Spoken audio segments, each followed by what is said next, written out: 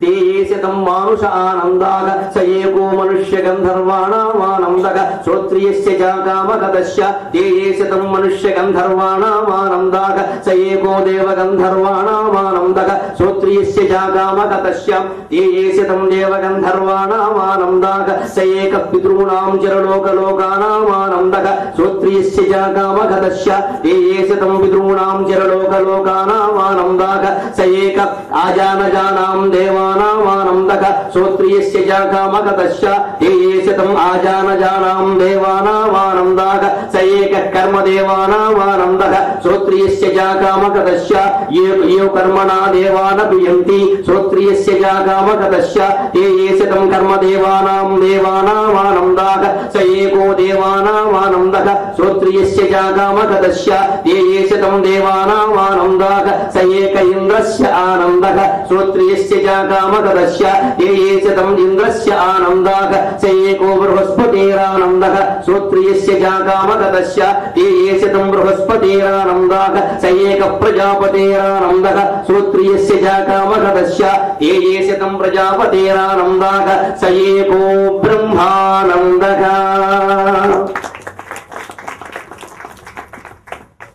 ఇది అహల్య గౌతముల స్థాయి, బ్రహ్మానంద స్థాయి. ఎందుకంటే వాళ్ళు కన్నారు శతానందుడు. శతానందుడు అంటే శతానందోజో విరించన విరించి శతానందుడు అజుడు బ్రహ్మదేవుడికి పేర్లు అమరకోశంలో చదువుకున్నా తెలుస్తుంది. శతానందుడు అంటే బ్రహ్మానంద స్థాయిలో ఉన్నాం మనం అహల్య. అక్కడి నుంచి ఏమైందండి? బ్రహ్మానందానికి కిందిది ప్రజాపతి ఆనందం, ప్రజాపతి ఆనందానికి కిందిది బృహస్పతి ఆనందం, బృహస్పతి ఆనందం కంటే కిందిది ఇంద్రస్య ఆనందం. అందుకే 4 మెట్లు జారావని చెప్పాను. బ్రహ్మానంద స్థాయిలో ఉన్నావిడ కిందకొచ్చి ప్రజాపతి ఆనందం, దానికంటే కిందిది బృహస్పతి ఆనందం, దానికంటే కిందిది ఇంద్రానందాన్ని కోరుకుంటుంది తపస్సు చేస్తూ. అందుకని నువ్వు 4 మెట్లు దిగజారవు. ఇంద్రస్య ఆనందం అంటే ఇంద్రుడితో భోగాలు అనుభవించడం, వాడితో తిరగడం, వాడితో కలిసి తినడం తాగడం, వాడి పక్కన అర్ధసింహాసనం మీద కూర్చోవడం, ఆహా ఓహో అంటే ఆనందించడం. గౌతముడి పక్కన ఈ భోగాలు ఉండవు. కానీ ఇంద్రుడికి భయం వేస్తుంది. రావణాసురుడు వస్తాడు, తంతాడు వెనకాల, వాడు వెళ్ళి మున్సిపాలిటీ తూములో దాక్కుంటాడు. గౌతముడిని ఎవడు తన్నాడు, ఎక్కడికి వెళ్ళక్కర్లా, ఆశ్రమంలో సుఖంగా ఉండొచ్చు. ఆ భోగం వాసిస్తే వెనకాల ఈ రోగం కూడా ఉంటుంది. ఇంద్రుడు వెళ్ళి బ్రహ్మ కాళ్ళెట్టుకుంటాడు, శచీదేవి కూడా పట్టుకుంది చచ్చినట్టు. ఇంకో ఇంద్రుడు వచ్చాడు నహుషుడని, వాడు శచీదేవిని కూడా కామించాడు. చచ్చింది శచీదేవి మళ్ళీ దేవీ భాగవతంలో అమ్మవారిని ఆశ్రయించి పొందింది, అసలైన ఇంద్రుడు పొందింది. ఇన్ని కష్టాలు ఇంద్రుడు భార్యకు ఉన్నాయా లేదా? నువ్వు ఇంద్రుడు పొందాలని కోరుకుంటున్నావు, వెర్రిదానా. వాడు ఎవరైనా సుఖంగా ఉంటే కదా నిన్ను సుఖపెట్టాలి. ఇంత గొప్పగా ఉపదేశం చేశాడు భార్యకి భర్త. ఎంత గొప్ప భర్త, ఎంత గొప్ప ఉత్తముడైన భర్త గౌతముడు. అంటే కొట్టలేదు, తిట్టలేదు, శపించలేదు, అనవసరపు మాటలు పుట్టించారు. సంస్కృతం రాక, రామాయణం చదవక, వేదం అసలే చదవక. రామాయణం చెప్పాలంటే రామాయణం చదివితే సరిపోతుంది, వేదం చదవాలి. వేద వేద్యే పరయ పుంసి జాతే దశరథాత్మజే వేద ప్రాచేత సాదాసీత్ సాక్షాత్ రామాయణాత్మన. వేదవేద్యుడైన భగవంతుడు దశరథుని ఇంట్లో రాముడిగా పుట్టాడు కదా, మరి వేదాన్ని నేనేలా ఉండిపోతే ఎలాగాని వేదమే రామాయణంగా పుట్టింది. అంటే వేదం చదివితే తప్ప రామాయణం అర్థం కాదు. మా ఏరేడు ఎత్తుకుపోయే వృత్తాంతం కూడా వేదంలో ఉంది, అది ఋగ్వేదంలో ఉంది. దానికి విస్తృతే మాయలేడి కథ. రావణాసుడు సీతతో మాట్లాడే మాటలకు అర్థం వేదంలో ఉంది, మూలం. అది అర్థం మీద అధ్యాత్మ రామాయణం వస్తుంది. అధ్యయనం ముందు చదవదగింది వాల్మీకి రామాయణం, తర్వాత చదవదగింది అధ్యాత్మ రామాయణం. ఇక ఆనందం, ఆశ్చర్యం, అద్భుతం అని పక్కనెట్టి తెలుగులో చదవదగింది ఒకే ఒకటి విశ్వనాథ రామాయణం. ఇక మిగిలిన అనవసరం, అవన్నీ చదివి నేను రాశాడు. అందుకని ఆ తత్వం బ్రహ్మానంద స్థాయిలోంచి ప్రజాపతి ఆనందం, బృహస్పతి ఆనందం, అక్కడి నుంచి ఇంద్రస్య ఆనందానికి దిగో. నువ్వు 4 మెట్లు మళ్ళీ ఎదగాలంటే తపస్సు చేసుకోవద్దు. ఆ ఆనందానికి సంబంధించిన ఉపనిషత్తే ఇక్కడ చెప్పాడు. ఉపల హృదయ వీధి ఉపనిషద్వితానములికే శ్రీరామ భద్రాభిరామ మూర్తి యగుసుదోచే. ఆ ఉపనిషత్తుల లెక్క ప్రకారం కోల్పోయిన ఆనందం ఏదైతే ఉందో 4 మెట్లు దిగిందే మళ్ళీ ఇంద్రానందం అనే ఛాసని విడిచిపెట్టి ఆవిడ తే శతం ఇంద్రస్య ఆనందాక స ఏకో బృహస్పతిరానందక తే శ్రోత్రియస్య చ కామగతస్య తే శతం బృహస్పతిరానందాక స ఏక ప్రజాపతిరానందక శ్రోత్రియస్య చ కామగతస్య తే శతం ప్రజాపతిరానందాక స ఏకో బ్రహ్మానందక స ఏకః స ఏవం విదు యస్యాయం పురుషే యస్యా సావాదిత్యే అస్మాల్లోకాన్ ప్రయత్య ఏతదన్నమయమాత్మానముపసంక్రామతి ఏతత్ ప్రాణమయమాత్మానముపసంక్రామతి ఏతన్మనోమయమాత్మానముపసంక్రామతి ఏతద్విజ్ఞానమయమాత్మానముపసంక్రామతి ఏతద్ ఆనందమయమాత్మానముపసంక్రామతి. అక్కడ ముగుస్తుంది. ఆ పరబ్రహ్మానందాన్ని నువ్వు పొందాలి అంటే అన్నమయ కోశం దాటాలి, ప్రాణమయ కోశం దాటాలి, మనోమయ కోశం దాటాలి, విజ్ఞానమయ కోశం దాటాలి. అక్కడ జీవుడి అంశ. ఆ విజ్ఞానమయం కోశం దాటితే ఆనందమయ కోశం, అది పరమాత్మ అంశ. విజ్ఞానమయ కోశంలో జీవుడు ఉంటాడు, ఆనందమయ కోశంలో దేవుడు ఉంటాడు. అందుకే కావ్యం ప్రారంభంలోనే ఆనందవల్లి మంజు ప్రసవంబు అని వాడారు. సరదా కవిత్వం కోసం చెప్పిన మాట కాదది. మహత్తరమైన వేదాంత తత్వాన్ని కవిత్వ రూపంలో చెప్పాడు ఆ మహర్షి, ఆ కవి. కాబట్టి వాల్మీకి తర్వాత నన్నయ్య తర్వాత విశ్వనాథ వారు అంతటి వాడు కాబట్టి దాన్ని చెప్పాడు. ఇక్కడ అది చదువుకున్నవాడు కాబట్టి ఆనందం అనేటువంటి తెగక పూసిన పువ్వు అంటే ఆ ఆనందం పరబ్రహ్మ ఆనందం తప్పితే సినిమా చూస్తే కలిగే ఆనందం, టీ తాగితే కలిగే ఆనందం కాదు. ఇవన్నీ తుక్కానందాలు. ఇవి కాసేపు ఉంటే కాసేపటికి పోతాయి. ఇది అహల్య కథలో సారాంశం. ఇందులో ఒక్క మాట చెప్పి మనం వేరే దాంట్లో పెడదామండి. ప్రతి దాంట్లోనూ ఒక్క మాట పునరావృత్తి అయింది. మీరు గమనించుంటారు వేదం ఎంత గొప్పదో. శ్రోత్రియస్య కామగతస్య మాటి మాటికి వచ్చింది. ఈ ఆనందాలు పొందాలంటే ఒకే ఒక మార్గం. శ్రోత్రియస్య అకామహతస్య. నువ్వు వేదం చదువుకుని వేదార్థం తెలుసుకుని దాన్ని అకామహతస్య కోరికలు లేకుండా ఉండగలిగితే, కామహత కోరికల చేత కొట్టబడినవాడు, అకామహత కోరికలు లేనివాడు. కోరిక లేకుండా నువ్వు ఉండగలిగితే ఈ బ్రహ్మానందం, ఈ ఇంద్రానందం, ఈ దేవగంధర్వానందం అన్నీ నీ ముంగిట్లో ఉన్నాయి. ఆ కోరిక లేకుండా ఉండడంలో ఉంది జీవితం గొప్పదనం అంతా. అది వేదం చెప్పింది. దీన్ని ఆనందవల్లిలో చెప్పింది. అందుకే ఆనందవల్లి మంజు ప్రసవంబు అని ఉపనిషత్తును దృష్టిలో పెట్టుకుని వాడారు. ఆ ఉపనిషత్ విధానం మనకి అహల్యకి మూలమైనటువంటి కథ ఇది. వేదం చదివితే రామాయణం అర్థమవుతుంది కాబట్టి అది చదివినటువంటి శక్తితో వేద పండితుడికి నమస్కారం చేసి ఆశీర్వచనం వల్ల పొందిన శక్తితో చెప్పారు. అందుకని మనం చదివినా చదవకపోయినా వేద పండితుడు కనపడితే ముందో నమస్కారం పెట్టి, ఈయన గొప్పవాడా, ఆయనకి ఏవో అలవాట్లున్నా ఇవన్నీ నీకు అనవసరం, నీకెందుకు ఆ గొడవ, ఆయన వేద పండితుడు దండం పెట్టి ఫలితం నీకు వచ్చేస్తుంది. పాపం ఏదైనా ఉంటే ఆయన వాళ్ళని గౌరవించడం మన విధి. ఆ వేదమే లేకపోతే ఏమీ కావ్యాలు లేవు, ఈ శాస్త్రాలు లేవు, ఏమీ లేవు. అంతటి వేదంలో మూలమైన కృష్ణ యజుర్వేదోపనిషత్తులు ఆనందవల్లిలో చెప్పిన బ్రహ్మానంద స్థాయికి చేరినావిడ ఇంద్రానందం కోరుకున్నందుకు గాను 4 మెట్లు ఎక్కడానికి మళ్ళీ తపస్సు చేసింది. సరిగ్గా గౌతముడు ఏం చెప్పాడండి, రాముడు ఆశ్రమ ప్రవేశం చేయగానే అన్నాడు, పాదావుడికి రాతికి తాకడం ఇవన్నీ కవులు చెప్పిన మాటలు, కథలు నడవాలి కాబట్టి. రాముడు ఆశ్రమ ప్రవేశం చేయడం అంటే మనస్సులో ఇంద్రుడిని పెట్టావు దిక్కుమాలిన వాడిని తీసే రాముడిని పెట్టింది చెప్పడం. ఇంద్రుడు అంటే భోగానికి ప్రత్యేక, రాముడు ఆత్మజ్ఞానానికి ప్రత్యేక. నీ మనస్సులో భోగాల మీద కాంక్షలు వదిలించుకొని భగవంతుని మీద కాంక్ష పెంచుకో. ఇంద్రుడు పోవాలి, రాముడు రావాలి. పైగా రామచంద్రుడు ఆ పరమాత్మ జ్ఞానానికి ముందు చందమామ చల్లదనం మన సహస్రారం నుంచి స్రవించి ఆజ్ఞాచక్రంలో ఉన్నప్పుడు మన ఆక్రమిస్తుంది. ఆ చంద్రుడు రావాలి ముందు, తర్వాత రాముడు వస్తాడు. అందుకని రామచంద్రుడు అని వాడాడు. రామచంద్రుడు ఆశ్రమ ప్రవేశం అంటే అర్థం. ఆ రకంగా అహల్యను సంస్కరించినటువంటి రామచంద్రమూర్తి అక్కడి నుంచి బయలుదేరి స్వామి గురువుల యొక్క ఆజ్ఞ ప్రకారమే మిథులా నగరానికి వెళ్ళాడు. అక్కడ శివధనుస్సు భంగం కావడం కోసం ఏడాదిగా ఎదురు చూస్తోంది సీతాదేవి స్వయంవరం. ఏడాది జరిగింది. రోజు ఒకడు వస్తూనే ఉన్నాడు. ధనుస్సు చూసే జ్వరం వచ్చి పడిపోయిన వాడు ఎక్కడి నుంచి 108 అంబులెన్స్లో పంపించాడు. చూడగానే జ్వరం, ఇంకా ఎవడో ఇలా లేపే ప్రయత్నం చేయడం, కింద పడిపోవడం. అక్కడి నుంచి ఇక వస్త్రాలు పాడైపోవడం. జనక మహారాజు నూతన వస్త్రాలు పెట్టి పంపించడం. పెళ్లి కాకుండానే పెళ్లి అయ్యేకల్లా 10 పరకాలు పెట్టాలి ముందే. ఇలా 25 మందికి ఇలా వస్త్రాల షాప్ కూడా పెట్టుకున్నాడు. అక్కడ వచ్చిన వాడికన్నా కొత్త బట్టలు ఎందుకంటే వాడి వస్త్రాలు ఏదో రకంగా పాడైపోవడమే. ధనుసు చూసి కొందరు, ఎత్తి కొందరు, కింద పడిపోయే కొందరు, ఆ పెట్టె లాగలేక కొందరు, ఇలా మొత్తం ఏడాది జరిగింది. చివరికి ఇంత చేసి జనక మహారాజు కూడా బెంగెట్టుకున్నట్ట మా అమ్మాయికి పెళ్లి అవుతుందా అవుదా, ఇదో బంది కూడా పెట్టాము, ఎందుకు వచ్చిన కూడా. ఎందుకంటే రియాలిటీ షో ఒకటి పెట్టేసి ఎవరినో ఒకరిని ఎంచుకోమంటే బాగుండేది. అసలు అనవసరంగా పెట్టేవే బాధపడ్డట. ఆ స్థితిలో విశ్వామిత్రుల యొక్క ఆశీర్వచనం ప్రకారం రాముడు అక్కడికి వెళ్ళాడు. అప్పటికి ఆయన వయస్సు 13 ఏళ్ళండి. మొహమాట ఇలా సీత వయస్సు 6 ఏళ్ళు. సీతకి రాముడికి 7 ఏళ్ళు తేడా ఉంది. అనవసరంగా సీతారాముడి కంటే ప్రతిదో పనికిమాలిన మాట ప్రచారం చేశారు దేశంలో.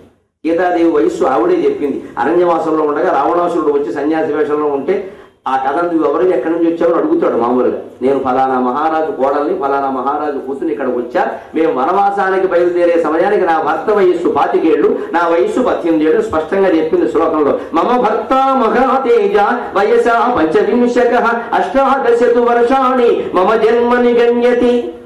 అరణ్యవాసానికి బయలుదేరే సమయానికి మమ భర్త మహాతేజ వయసా 25 మా ఆయనకి 25 ఏళ్ళు, అష్టాదశతు వర్షాన్ని మమ జన్మని గణ్యతే, నాకు 18 ఏళ్ళు. అంటే సీతారాముల వయస్సులో 7 ఏళ్ళు తేడా ఉంది స్పష్టం. అందుకని ఈయన వయస్సు 13 అయితే సీత చాలా చిన్న పిల్ల.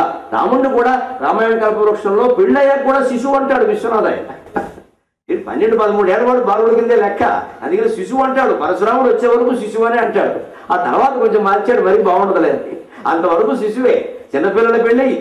అందుకని 13 ఏళ్ల బాలుడు అయినటువంటి రామచంద్రమూర్తి గురువు ఆజ్ఞ తీసుకుని ఒక్కసారి ఆ శివధనుష్యలా తీసుకోగానే నిష్ఠావర్షదమూఘమేఘపటలి నిర్గచ్చదుజ్యోతిదస్ఫేష్టేరమ్మద మాలిక యుగపదుజృంభం మహాఘోర బంహిష్ఠస్ఫూర్జతు చండమండిత రవాహీల క్రియా ప్రౌఢి ద్రాహిష్టం వై ఒక రావమంతట జలంగిన్ చిన్న చాపంబునం. ఇంత గంభీరమైన పద్యం రాస్తారు. నిష్ఠావర్షదమోఘమేఘపటలీ నిర్గచ్చదుజ్యోతిత స్ఫేష్టేరమ్మదమాలిక యుగపదుజృంభన్ మహాఘోర బంహిష్ఠస్ఫూర్జతు షండమండిత రవాహీన క్రియా ప్రౌఢి ద్రాహిష్టం వై ఒక రావమంతట చలంగన్ చిన్న చాపంబునన్ హేరంబోన్నత శుర్పకర్ణ వివర ప్రాకారమై షణ్ముఖ స్ఫార ద్వాదశ నేత్రగోళ వివృత ప్రాకారమై హేరంబోన్నత శుర్పకర్ణ వివర శ్రీకారమై షణ్ముఖ స్ఫార ద్వాదశ నేత్రగోళ వివృత ప్రాకారమై శైలకన్యారాజన్ నవపాల మండల విభుగ్ర క్రీడమై శైలకన్యారాజన్ నవపాల మండల విభుగ్ర క్రీడమై ఆశ్చలద్గీరుగ్ర ప్రమథంబుగా ధనువురోగన్ శైవలోకంబులన్. ఏ లోకంలో ధనుస్సు ధ్వని ఎలా మోగిందో రాశాడు. శివధనుస్సు విరిగితే ఇలాగే రాయాల్సి వచ్చారు. ధనువు విరిగెను అంతట పెళ్లి జరిగే అందరూ పప్పు తినేది. ఇది కుమారుల పద్యం రాడే. నేనేం చాలు విశ్వనాథ్ అక్కర్లేదు. అర్థమైంది. ఏమిటి అర్థమైంది? కవిత్వం అర్థమైంది. విరిగింది శివధనుస్సు అయ్యా. బోయాడి విల్లు కాదు అది. దానికి 19 బద్దలు ఉంటాయి. నారాముడు అనే కావ్యంలో ఆయనే చెబుతారు. మామూలుగా పోయేవాళ్ళు ధనుస్సు ఎలా తయారు చేస్తారంటే ఒక్క విదురు బద్ద ఉంటుంది, ఒక్కటే బద్ద. దానికి ఓ వింటి నారి, ఓ జంతువు నరం ఒకటి కడతారు. అది వాళ్ళ విల్లు. అటువంటి బద్దలు 19 కలిపితే ఏర్పడింది శివధనుస్సు. అది కూడా జిగురంటించకుండా. ఎంత గొప్ప కళ ఉందో ఈ దేశంలో గమనించాలి. జిగురంటించాలండి. ఒక బద్ద పేడుగా చెక్కుతారు, ఇంకో బద్ద పేడు చెక్కుతారు, ఆ పేడు ఈ పేడులో గుచ్చుతారు, అంతే. 2 బద్దలే. మళ్ళీ ఇంకో పేడు, ఇంకో బద్ద. అలా 19 బద్దలు కలిపితే ఏర్పడింది శివధనుస్సు.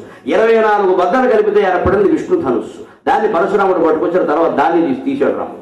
ఈ 2 విషయాలు విశ్వనాథ వారు ఇందులో చెప్పలేకపోయారని బాధపడి నారాముడు తర్వాత 40 పద్యాల కావ్యం వేశారు. అందులో చెప్పారు. అది అటువంటి దాన్ని లస్తక మస్తపాణి అంటారు. లస్తక హస్తుడు అంటే ఇక్కడ లస్తకం అంటే ఈ పిడికి సరిగ్గా ధనుస్సుకు మధ్య భాగంగా పట్టుకుంటాం మనం. అక్కడ పట్టుకునేటప్పటికీ సరి విరిగింది. అంతటి ధనుస్సు విరిగితే 19 బద్దలు ఉండే ధనుస్సు విరిగితే తప్పమంటుందా? ఇలాగే ఉంటుంది. ఆ పద్యం ఇలాగే రాయాలి. నిష్ఠావర్షదమోఘమేఘపటలి నిర్గచ్చదుజ్యోతిత స్ఫేష్టేరమ్మదమాలిక యుగపదుజృంభన్ మహాఘోర బంహిష్ఠస్ఫూర్జతు షండమండిత రవాహీన క్రియా ప్రౌఢి ద్రాహిష్టం వై ఒక రావమంతట జలంగన్ చిన్న చాపంబునన్. ఆ చాపము చిన్నవై వెంటనే వచ్చిన శబ్దం ఎలా ఉందో. నిష్ఠావర్షదమోఘమేఘపటలి. అమోఘం అంటే వ్యర్థం కాని మేఘాలు కొన్ని వందలుగా వర్షకాలం వేళ ఆకాశంలో గుమిగూడి అవి నిష్ఠావర్షతు ఏకనిష్టగా వర్షించాలి. ఊరికి ఇలా మేఘం రావడం, 2 చినుకులు పడడం, బట్టలన్నీ లోపల వేసుకోవడం, మళ్ళీ ఎండ రావడం, మన కర్మ ఇలాగే ఉంటుంది. మనకి వారం ఎందుకు అంటే బట్టలు లోపల వేసుకుంటాం, ఏమిటో అన్నీ వేసేసాం అని మళ్ళీ బయట వేయడం. పట్టుకెళ్ళి మనం బయట వేసినప్పుడే వాన వస్తుంది, మనం లోపల పెట్టగానే ఎండ కాస్తుంది, మనకి రహస్యం. ఇప్పుడు కురిసే వర్షాలు అలాగే ఉంటాయి. అది నిష్ఠావర్ష ప్రయోగం ఎందుకు అంటే ప్రళయకాలంలో మాత్రమే అంత నిష్ఠగా వర్షిస్తాయి మేఘాలు. మామూలప్పుడు కొంచెం కష్టం. అమోఘమేఘపటలి నిర్గచ్చ ఉద్యోతిత స్ఫేష్ట ఇరమ్మదమాలిక. ఇరమ్మదమాలిక అంటే మెరుపు తీగ. దాని నుంచి వెలువడినటువంటి ఉద్యోతిత విపరీతంగా ప్రకాశించేటువంటి స్పేష్ట దట్టమైనటువంటి వెలుగు. మళ్ళీ ఏదో అలా వెలుగారిపోయేది కాదు. ఇరమ్మదమాలిక. అటువంటి మేఘాలు వర్షిస్తూ ఉంటే ఆ మేఘాల మధ్యలోంచి ఒక మెరుపు తడక్ తడక్ అని ప్రకాశిస్తే ఆ తర్వాత వెంటనే జరిగేది ఏమిటంటే యుగపదుజృంభన్ మహాఘోర బంహిష్ఠస్ఫూర్జతు.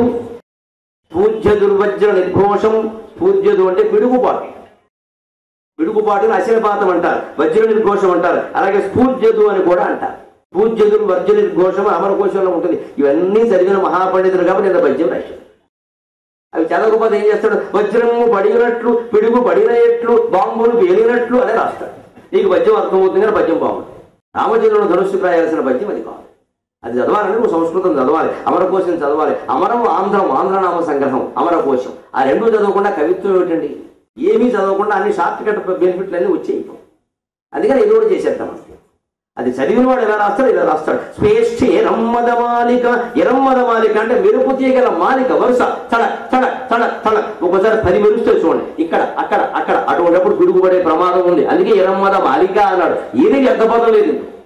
యుగపదుజృంభన్. యుగపద్ అంటే ఆకస్మికంగా, వెంటనే, ఒక్కసారిగా ఉన్నట్టుండే దాన్ని యుగపత్ అంటారు సంస్కృతంలో.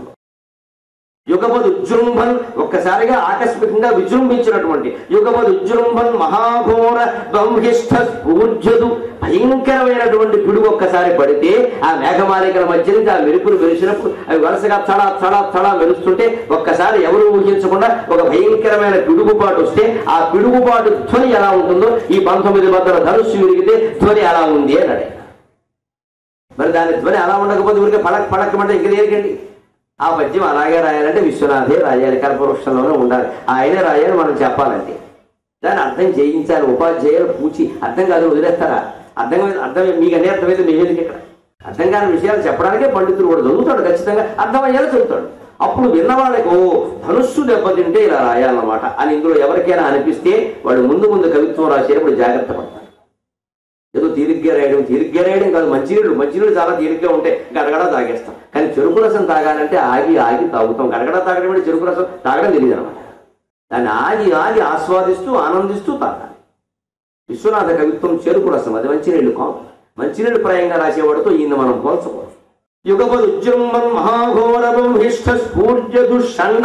మళ్ళీ ఆ పిడుగు కూడా షండం అంటే సమూహం. షండ మండిత రవాహీన క్రియా ప్రౌఢి. ఆ శబ్దం కూడా అహీన క్రియా ప్రౌఢి. హీనక్రియ వేరు, అహీన క్రియ వేరు. ఆ శబ్దం కూడా భయంకరమైనటువంటి క్రియగా, ఏమాత్రము తక్కువ కాదు. ప్రళయకాలంలో మేఘాలు ఎలా ఉంటాయో ఈ మేఘాలు అలా ఉన్నాయి. ప్రళయకాలంలో మెరుపులు ఎలా ఉంటాయో ఈ మెరుపులు అలా ఉన్నాయి. ప్రళయకాలంలో పిడుగులు పడితే ఎలా ఉంటుందో ఈ పిడుగులు అలా ఉన్నాయి. ఆ పిడుగుల పాటు ఎలా ఉంటుందో ఈ ధ్వని విరిగిన శబ్దం అలా ఉంటుంది. ఒక రాగమంతట చలంగిన్ చిన్న చాపంబున ద్రాగిష్టం వై. ద్రాగిష్ట, బలిష్ట, శ్రేష్ఠ, ఆ నిష్ఠ కోసం పట్టుకొచ్చిన మాటని. ఎందుకంటే ప్రాస నియమం ఉంటుంది. ఆ నియమం కోసం నువ్వు శబ్దాలు వెతకాలి. వెతికితే అందమైన శబ్దాలు వస్తాయి. వచన కవిత్వంలో ప్రాస లేదు, ఎత్తి లేదు, చదివేవాడికి మతి లేదు, రాసేవాడికి గతి లేదు. ఎందుకంటే ఏం వెతకడు, ఏమీ కష్టపడ్డు. రాసేవాడికి మతి లేదు, చదివేవాడికి అంతకంటే గతి లేదు. అదే చదువుతాడు. అందుకే నన్ను ఎక్కడో అవధానం చేస్తుంటే అడిగారు, ఏమండి పద్య కవిత్వం గొప్పదా, వచన కవిత్వం గొప్పదా అన్నారు. మనం ఇంకోటి ఏమంటాం అసలు తెలుసుండి అడిగారు సార్. నేను అన్నా, ఎంతకంటే మనకు అంతకంటే తోంటారు కదా, అదే వచన కవిత్వం గొప్పది, ఆ పుస్తకాలు ఉపయోగపడినట్టుగా మా పద్య కవ్యం ఉపయోగపడవన్నా. అదేమిటన్నాడు. పద్య కవ్యం రాస్తే ఎలా ఉంటుంది? పద్యం ఇలా 4 లైన్లు వరుసగా ఉంటుంది. నువ్వు చదివితే చదవాలి, లేకపోతే అవతల పారేయాలి. వచన కవిత్వం అలా ఉండదు, ఇలా పొడుగు ఉంటుంది, చాకలి పద్య వేసినట్టు సగం ఖాళీ ఉంటుంది. అందుకని వచన కవితా సంపుడు ఒకటి కొనుక్కుంటే సగం వాడు రాస్తాడు, మిగిలిన సగం ఖాళీ ఉంటుంది. అప్పుడు మనం లంగాలు ఇన్ని, లుంగీలు ఇన్ని, పరికని ఇన్ని, మోణి ఇన్ని, చాకలిపో తీసుకోవచ్చు. పైగా ప్రతి కవితా సంపుడు 50 పేజీలు ఉంటుంది. 50 నెలలు గొడవలేదు ఇంకా చాకలాడుతుంది. పైగా గట్టి అట్టే వేస్తాడు, గొడవలేదు. చాకలి పొద్దును రాసుకుంటే పైన ఈ కవిత్వం కూడా ఇంచుమించు చాకలి పొద్దులాగే ఉంటుంది, గొడవలేదు. వారానికి ఒకసారి వచ్చిన సాకలి ఆగా 50 వారాల సంవత్సరం వెళ్ళిపోయింది. మా ఇంట్లో చాకలి పొద్దులన్నీ అవే. మాకు 3 వస్తాయిగా పోస్టులో, 1 వారేస్తాం. నేను సగం సగం రాస్తారు. ఆకలితో, కేకలతో, పీకలతో అంటాడు. ఈ మధ్య అంతా ఖాళీ.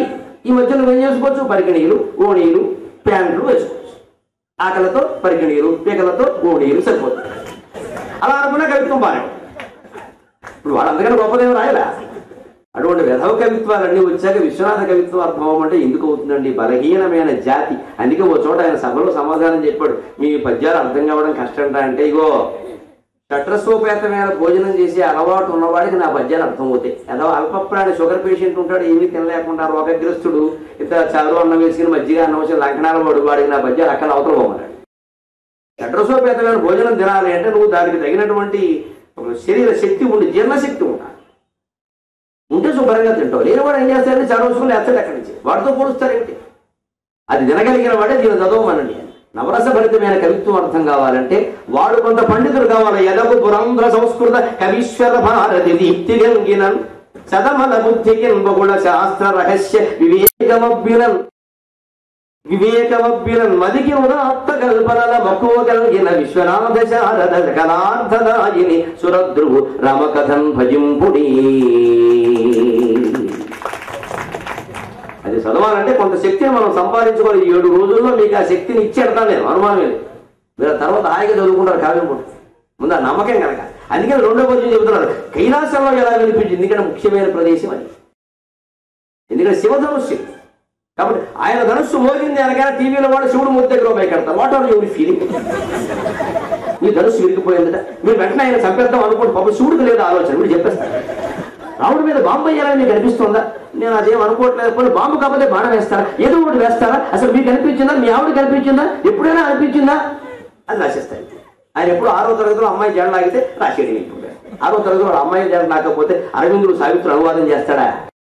6వ తరగతిలో ఎవడన్నా అదే పని చేస్తాను. నేను లాగాను 5 జడలు లాగాను, రాసుకోమని ఎవరు రాసుకో. మాకు నేలబారు పెంచి రండి, ముందు 5 అమ్మాయిలు ఉన్నారు, మనం కోతి 5 జడలు పైగా రిబ్బన్లు ఉండేవి వాళ్ళకి. దీని రిబ్బన్ దానికి, దాని రిబ్బన్ దీనికి 5 ముడిచాను. సరదా కాలక్షేపం అక్కడ సోషల్ పాట నడుస్తుంది, కొలంబస్ చరిత్ర. సాయంత్రం ఇంకో మాకు అంతా బాగానే జరిగింది, చివరిలో జడగొట్టాడు మా విధంగా. ఒకడు పక్కన ఉన్నాడు మా ఫ్రెండ్, నవోద్ర గంభీరంగా ఉండాలో, ఇప్పుడు అమ్మాయిలు లేస్తారు, లేచేది చూసుకోవాలి. అంతసేపు బాగానే ఉన్నాం. అదో 3:10కి మొదలైంది క్లాసు, 3:55 వరకు బాగానే ఉన్నాం. వార్నింగ్ బెల్ కొట్టారు, అంటే 5 నిమిషాల్లో రాగి బెల్. మా పక్కన ఉన్నాడు ఒకడు రామనరసింహన్, వాడిని అవిషయం. ఎందుకంటే వీళ్ళు లేస్తారు, మొదటి దాని రిబ్బన్ 5వ దానికి, 5వ దాని రిబ్బన్ 3వ దానికి, అల్లకల్లోలంగా అల్లేసాడు వెనకాలకు వచ్చి. వీళ్ళు లేస్తారు, వెంటనే చూసి ఎవడంటాడు పెద్ద గొడవ అని వాడు నవ్వితే నేను నవ్వా. మేస్టర్ ఎవరు గెలిగిపడ్డాడు అటువంటి పనులు చేసేది మనమే, అందుకని గెలిగిపడ్డాడు అన్నది. అది ఎప్పుడు ఇచ్చారండి అని చెప్తాదు పూట. ఇదో కూడా నేను ఇదే పని చేసాను, ఇది అది మొదటిసారి సరదా పుట్టింగ్ చేసాం. మాకు జ్వరం ఉంటే మేమే చేసుకుంటాం, మాకు లేదు కాబట్టి మీకు జడేసి. అందుకని అందరూ వెంటనే వచ్చి వెంటనే పాట మనం కొట్టాడు. కొట్టగానే పౌరుషం వచ్చి సరదా పాట విన్నమా అని జిల్లాని పౌరు చేస్తున్నాడు. నేను పాఠం కూడా విన్నానండి అన్న. పాఠం విన్నావా దా అన్నాడు. ఇంత ఉండేవాడు. అందుకని కుర్చీ మీకు నుంచోబెట్టి కొలంబస్ పాఠం చెప్పమన్నాడు. కొలంబస్ సాహసయాత్ర మొత్తం ఆయన ఏం చెప్పాడో ఒక్క తేడా లేకుండా అప్పించాము. అంటే అది చేసాం, ఇది చేసాం. అప్పుడు అన్నాడండి ఆయన, ఒరే నువ్వు అవధానం చేస్తున్నావు అన్నాడు. మాస్టర్ మాట నిజమేది, నేను అవధానం చేశాను తర్వాత. అది జెండ పుడేయడానికి ఎవడైనా పనికొస్తాడు, అవధానం చేయడానికి మళ్ళీ నేనే కావాలి. అది చేసిన వాడిని ఇది చేయమన్నాడు, సరిపోతుంది. చిన్నప్పుడు అర్ర పనులు చేయకపోతే గొప్ప పనులు, గౌరవనీయమైన పనులు చేస్తారండి. అవి చేయకపోతే తప్ప వయస్సులో చేయాలి అటువంటి పనులు, యాక్టివిటీ అంటారు దాన్ని. ఓ పక్క ఈ వంకర పని చేస్తూ కూడా కొలంబస్ సాహసయాత్ర, వాస్కోడగామా అవన్నీ విన్నాం, అదంతా చెప్పాం. మాస్టర్ మెచ్చుకుని మళ్ళీ ఎప్పుడు నా మీద చేంజ్ చేసుకోవాలి. పైగా ఒరే ఇలాంటి వాడు ఏం చేసినా పర్లేదు రా అన్నాడు. ఒక సర్టిఫికేట్ ఇచ్చాడు. ఆ మేధాశక్తి ముఖ్యం, అదందరికీ ఉంటుందా? విశ్వనాథ లాంటి కవి ఏం చేస్తే మనకేమిటండి? ఆయన ఒక్కపొడి వేసుకున్నాడు. కొంతమంది ఆయన శిష్యులు ఒక్కపొడి వేసుకుని నవ్వుతారు. విశ్వనాథ శిష్యుడు ఒక్కపొడి నవ్వుతూ ఒక పద్యం చెప్పగలవా? నీకు వచ్చింది ఎరబడి ఒక్కపొడి నవ్వడం, ఒక మీడియం నీకు వచ్చింది. ఆయన చేసింది ఒక్కపొడి వేసుకోవడమేనా? ఆయన బేకాడతాడు, బేకాడతావు పద్యం చెబుతావా? ఈ అలవాటు నేర్చుకుంటారని అనవసరంగా మా గురువు గారు ఎలా ఉంటారండి. గురువు గారిలో పద్యం చెప్పు, గురువు గారిలో పాండిత్యం చూపించు, గురువు గారిలో ఒక్కపొడి వేసుకోవడం కాదు. విశ్వనాథకున్న లక్షణాలు ఏవి నాకు లేవు, కానీ ఆయన పద్యాలంటే అమితమైన గౌరవం. మీరు భక్తి టీవీలో భారతం చూడండి, విశ్వనాథ పేరు రాకుండా అరగంట ముగియదు, ఎక్కడో ఒకచోడు వస్తుంది. అందుకని ఆ మహాకవి కమ్మేశాడు దేహాన్ని, శరీరాన్ని, మనస్సుని, హృదయాన్ని. రాకుండా ఎలా ఉంటుంది? సంసారం కంటే ఎక్కువ కమ్మేశాడు ఆయన. అంత చదివి ఉన్నాం కాబట్టి ఆ ప్రభావం ఉండబట్టే చెబుతున్నాం. ఒక్కపొడి వేసుకోవడం, బేకాడడం నేర్చుకోవాల్సింది మహాకవుల నుంచి. అవలక్షణాలు కాదు, గొప్ప లక్షణాలు చాలా ఉన్నాయి. వాటితో పాటు ఏవో ఉంటాయి, వదిలేని వాళ్ళు సరదారు వాళ్ళకి, మనకేందుకు? అది మహాకవిత్వం అంటే.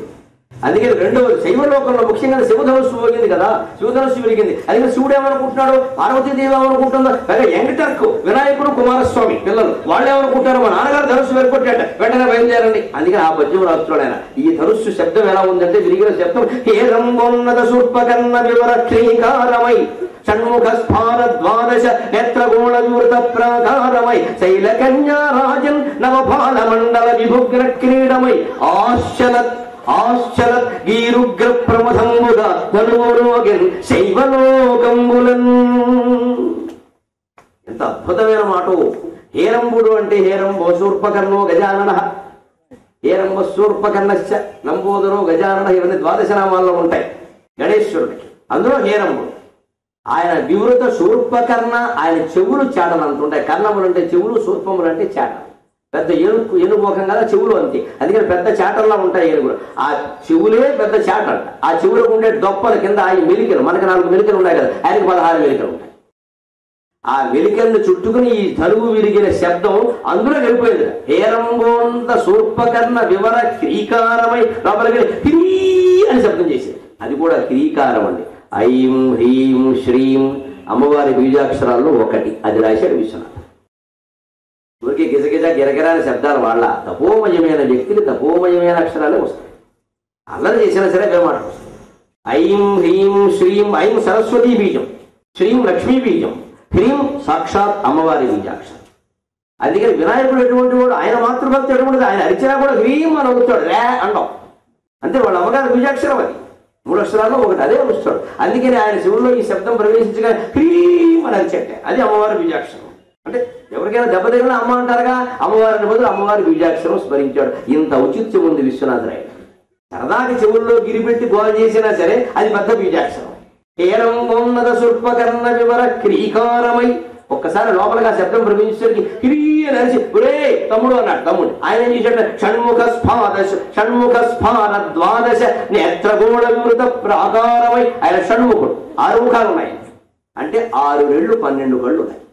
అది షణ్ముఖ స్ఫార ద్వాదశ నేత్రగోళాలు. ఏదైనా ఎంత జరిగితే మనం కళ్ళు విప్పార్చి ఏమైంది ఇలా చూస్తాం మనం. ఆయన 12 కళ్ళు విప్పార్చాడు. వినాయకుడు కొన్నావు 2 కళ్ళు, కానీ కుమారస్వామి కొన్నావు 12 కదా, ఆయన 6 ముఖాలు కదా. అందుకని స్ఫార ద్వాదశ నేత్ర గోళములు, కళ్ళు విప్పార్చేసరికి ఏమైనా కలుగుడ్లు గోళాల్లో ఉన్నాయి. మామూలుగా అయితే కళ్ళుగుడ్లు అంత కనపడవు, కానీ ఆశ్చర్యంగా మనం చూస్తే అప్పుడు చిత్రం తీస్తే 2 గోళాల్లో ఉంటాయి, 2 బంతుల్లాగా భయంకరంగా. అందుకని 12 గోళాలు అలా చూసినట్టుగా ఏదో భూగోళం, చంద్రగోళం, సూర్యగోళంలో ఉన్నాయి ఆ నేత్రాలు. ఆయనకు అంత, ఎందుకంటే ఆయన కుమారస్వామి సైన్యాధిపతి. వినాయకుడికి ఈ ఆటంకం కలగగానే గీ పెట్టడమే తెలుసు, ఆయనకు అలా కాదు బాణం వేయడం కూడా తెలుసు. ఎందుకంటే 6 రోజుల వయస్సులో తారకాసురుడు చంపినవాడు ఆయన. ఇది తెలిసి విశ్వనాథ రాసిన మాట. ఆయన 12 కళ్ళు ఒక్కసారి విప్పార్చి షణ్ముఖ స్ఫార ద్వాదశ నేత్ర గోళ వివృత ప్రాకారమై, ఆ కైలాసం చుట్టూ ఉండేటువంటి ప్రాకారం లేదుట, ఈయన చూపునే ప్రాకారం అయ్యాడు. సైన్యాధిపతి, నేను ఇక్కడ నాయకుడిని, మా నాన్నగారికి బాడీ గార్డుని, నేను చూసుకోపోతే ఎలాగా ఇంత శబ్దం వచ్చింది, ఏం చేస్తున్నాడు, ఎవడైనా బాణమా కత్తా బాంబా ఏం చేస్తున్నాడు, ఆయన ఒకసారి సెక్యూరిటీ గార్డు చూసినట్టుగా ఇలా చూశాడు కుమారస్వామి. ఒకసారి 12 కళ్ళు పెట్టుకుని ఆ 12 కళ్ళలోంచి వెలువడిన చూపులే కైలాసానికి ప్రాకారం, వేరే ప్రాకారం లేదు అని చెప్పాడు. ఎంత కవిత్వం అండి. అప్పుడు పార్వతీదేవి కంగారు పడింది. వీళ్ళంతా అమ్మా అన్నాడు, ఈయన కూడా ఆయన ఏదో అన్నాడు. ఈవిడ పిల్లలిద్దరూ కంగారు పడుతున్నారు. ఆయన ఒక్కసారి ఆవిడ కంగారు పడలా. ఆవిడ ఆది పరాశక్తి, సృష్టికర్త్రి బ్రహ్మ రూప, గోత్రి గోవింద రూపిణి, సంహారిణి రుద్రరూప, తిరోధానకరి ఈశ్వరి. ఆవిడ ఎందుకు బెంబేరు పడుతుందండి, వినాయకుడిలాగా అయితే కుమారస్వామి లాగా. ఆవిడ విచిత్రం కూడా కాదు. అందుకని ఒక్కసారి శైలకన్య రాజన్ నవపాల మండల విభుగ్ర క్రీడమై, ఒక్కసారి శైలకన్య హిమోత్పర్వతానికి పుట్టినటువంటి ఆ పార్వతీదేవి యొక్క రాజ ప్రకాశించేటువంటి నవ ప్రొత్తదైనటువంటి పాలమండలము, ఆ రుదుటి భాగం విభుగ్ర క్రీడమై, ఒక్కసారి కుడికంటి రెప్ప ఇలా పైకెత్తి ఏమిట్రా ఆ శబ్దం ఉంది. అంతే అమ్మవారి యొక్క చర్య. అంతకంటే కంగారు పడడం, బెంబేలు పడడం, హార్ట్ అటాక్ రావడం, కింద పడిపోవడం ఆవిడ ఉండదు. ఆవిడ ఆదిపరాశి, అది తెలుసు విశ్వనాథ్. కుమారస్వామి సైన్యాధిపతి, అది తెలిసి రాశారు. వినాయకుడు కేవలం ఏనుగు ముఖం, ఏనుగు మంద ప్రజ్ఞ, ఏనుగుకి బలం ఎక్కువ బుద్ధి తక్కువ. ఏనుగు ముఖం కారణంగా మంద ప్రజ్ఞ, కొంచెం ఆలస్యంగా ఆలోచిస్తారు. అందుకని శివుల్లోకి శబ్దం రాగానే ఈ మనం తప్ప ఇంకేం చేయాలి. ఈయన కాదు, ఒకసారి చుట్టూ చూశాడు. మరి అంగరక్షకుడుగా, శివుడు యొక్క బ్రహ్మగణానికి నాయకుడుగా, సేనాధిపతిగా ఆయన బాధ్యత ఆయనకుంది. సైన్యాధిపతి, దేవసేనాధిపతి. అందుకని చుట్టూ చూశాడు. మా నాన్నగారికి ఏదో ప్రమాదం వచ్చినట్టుంది, చూద్దాం కైలాసం మీద ఏమైనా తీవ్రవాదులు దాడి చేస్తున్నారా, వీళ్ళు కాశ్మీర్ వదిలిపెట్టి ఇక్కడికి వచ్చారు, ఏమిటి దగ్గర కదా, ఇక్కడ కాశ్మీర్ దగ్గరగా కైలాసం, అందుకని ఇక్కడికి ఏమైనా వచ్చారేమో అని ఒక్కసారి అలా చూశాడు. ఆయన బాధ్యత ఆయన. అమ్మవారు ఏమిటంటే అటువంటి వాటికి భయపడిపోయే రకం కదా ఏమిట. అందుకని ఒక్కసారి ఊరికే కనురెప్ప ఇలా పైకి ఎత్తిందంటే. దానవీర సూర కర్ణ సినిమాలో ఎన్టీ రామారావు గారు ఒకసారి పంచాలి పంచభర్తృగా అంటాడు, 2 జంబులు కింద పడతాయి. తెలుగు మెట్ల మీద 2 జంబులు పడతాయి లెక్క. అది డింగ్ డింగ్ డింగ్ అని శబ్దం వస్తుంది. అలా ఒక్కసారి ఇలా కనురెప్ప పైకెత్తడం అంటామే. అలాగే అమ్మవారు ఆశ్చర్యపోయింది, అంతే తప్ప ఇంకేం చేయాలి. అందుకని వాళ్ళకి చేరింది, ఒరే కుమారస్వామి ఏదో చూస్తున్నాడు, వినాయకుడు కంగారు పడ్డాడు, అమ్మవారు కూడా కనురెప్ప పైకెత్తింది అంటే ఏదో యుద్ధం వచ్చిందనమాట అని వెంట ఆశ్చర్యంతో చేరించి అప్పుడే ఉగ్ర ప్రమదంబుగా ఆయుధాలు పట్టేశారు. చక్రం ఒకడు, చెయ్యకూడదు, కాలకూడదు. వాళ్ళ హడావుడు అలాగే ఉంటుంది. వాళ్ళు ప్రమదులు, కేవలం సైనికులు. వాళ్ళకి శివుడు కొన్నంత జ్ఞానం వాళ్ళకు ఉండదు, పార్వతీదేవి కొన్నంత ధైర్యం వాళ్ళకు ఉండదు, కుమారస్వామి కొన్నంత శక్తి వాళ్ళకు ఉండదు. అందుకని ఈ అనేది కూడా ఆశ్చర్యపోవడంలో ఒకటి. అర్థావాద్విబుధంబు అహోవచన గవ్యాగారము ఆశ్చర్యగీరుగ్రము, ఇవన్నీ ఆముక్తమాల్యదిలో ప్రయోగాలు. విశ్వనాథ వారికి బాగా ఇష్టమైన ఎవరంటే కృష్ణదేవరాయలని చెప్పారు. ఆముక్తమాల్యది అంటే ప్రాణమైన ఆ వజ్రంలో ఉండే ఆశ్చర్య గొడుగు ఇక్కడ పెట్టాడు. అది జరిగితే ఇది అర్థం. విష్ణుదేవుడు వాదనలో విష్ణు చిత్తుడు వాదనలో నెగ్గాట. అప్పుడు ఎవరెవరు ఏమన్నారు అంటే అర్థావాద్విబుధంబు అహోవచన గవ్యాధారం అహావచ సిద్ధంబు యుద్ధం కుధియాం లయం లయం కృతమిది శ్రీసూక్తి విద్యాధరంబు అని కృష్ణదేవరాయలు ఆముక్త మంజరిలో పద్యం రాస్తాడు. అర్థ అన్నట్టు కొందరు, అహో అన్నట్టు కొందరు, ఆహా అన్నట్టు కొందరు, ఓహో అన్నట్టు కొందరు. ఆ శబ్దాలన్నీ ఆశ్చర్యార్థక శబ్దాలు. ఆ ఒక్క పద్యం ఆముక్త మంజరిలో చదివితే ఆశ్చర్యపడ్డానికి ఎన్ని మాటలు ఉన్నాయో తెలుస్తుంది తెలుగులో సంస్కృతం. ఎంతసేపు ఆశ్చర్యపడ్డం ఒకటే కాదు, అందులో ఒక్కడి పట్టుకొచ్చి ఇక్కడ పెట్టాడు ఆ చదివిన మహానుభావుడు కాబట్టి. ఆశ్చర్యగీహి ఆశ్చర్యంతో ఒక్కసారి గీహి వాళ్ళ వాక్కులు చరించే, వాళ్ళ ఆయుధాలు చరించే ఉగ్ర ప్రమదంబుగా ధనురోగన్ శైవలోకంబులను వీళ్ళందరూ కంగారు చూశాడు కానీ పరమేశ్వరుడు కంగారు పడలా. జరగవలసింది జరిగింది, మీరేం కంగారు పడకండి. నా భక్తుడై నా కోసం తపస్సు చేసినటువంటి దేవరాతుడు అనేటువంటి రాజుకు నేను ఆ ధనుస్సు ఇచ్చాను. వాళ్ళ వంశంలో వాడే జనక మహారాజు. అది విరగవలసి ఉంది, విరిగింది. అందుకని మీరెవరూ వెళ్ళి ఏమైనా శివ అభిమాన సంఘం, శివ ఫ్యాన్స్ అసోసియేషన్ పేరుతో అక్కడికి వెళ్ళి ఏం గొడవ చేయకండి అని చెప్పాడు శివుడు. లేకపోతే వీళ్ళు వెళ్ళి నానా గొడవ చేసి జెండాలు బీకేస్తారు అక్కడ పెళ్లి జరగలేకుండా. అందుకని ఇంతమంది ఇన్ని రకాల భావాలకు లోనయ్యారు అమ్మవారు సహా. శివుడు చరించినట్టుగా విశ్వనాథ చెప్పాల, అది ఔచిత్యం. శివుడు చరించడు, ఆయన సర్వజ్ఞుడు, ఆయనకు అన్నీ తెలుసు. ఆయన మూడో నేత్రం తెరిచిన వాడు, కలిగిన వాడు. అందుకని ఇది జరగవలసిందే జరిగింది, మీరు ఎందుకంత కంగారు పడతారు అని చెప్పాడు. ఆ తర్వాత 6 ఏళ్ల సీతాదేవికి 13 ఏళ్ల రామచంద్రుడికి వైభవోపేతంగా వివాహం జరిగింది.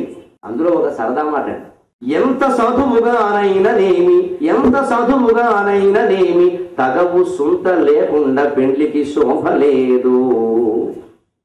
పెళ్లి బాగా జరిగిందంటే అర్థం ఏమిటంటే ఏదో ఒక తగాదా ఉండాలంట. తగాదా లేకపోతే అది పెళ్లి కాదు.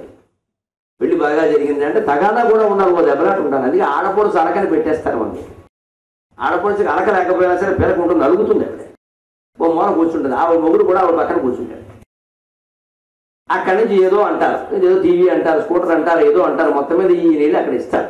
ఆడపల్లి వారు వెళ్ళి ఆవిడకి ఏదో ఇస్తారు, పెళ్లి కూడా అప్పగారికి. సరే ఇప్పుడు నేను వస్తున్నాను పెళ్లికి ఉంటుంది.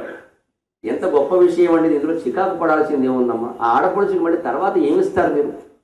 వీడు పెళ్ళి వీడు ఎక్కడికో పోతాడు, కాపురం పెట్టుకుంటాడు, మళ్ళీ అక్కగారి సంగతి పట్టించుకుంటాడు అసలు ఎవడైనా? ఈ రోజుల్లో ఎవరైనా పట్టించుకుంటారా? అందుకే మన సంస్కృతిలో ఆడపడు సలక భగినీహస్త భోజనం దీపావళి తర్వాత విధి వస్తుంది, అప్పుడు పెడతారు. ఖచ్చితంగా నీ సోదరి ఇంటికి నువ్వు వెళ్ళాలి, ఓ పూట ఆవిడ చేత్తో వండించుకుని తినాలి. ఒట్టినే వండించేయడం కాదు, ఆవిడకో చీరారవికే పెట్టిదా.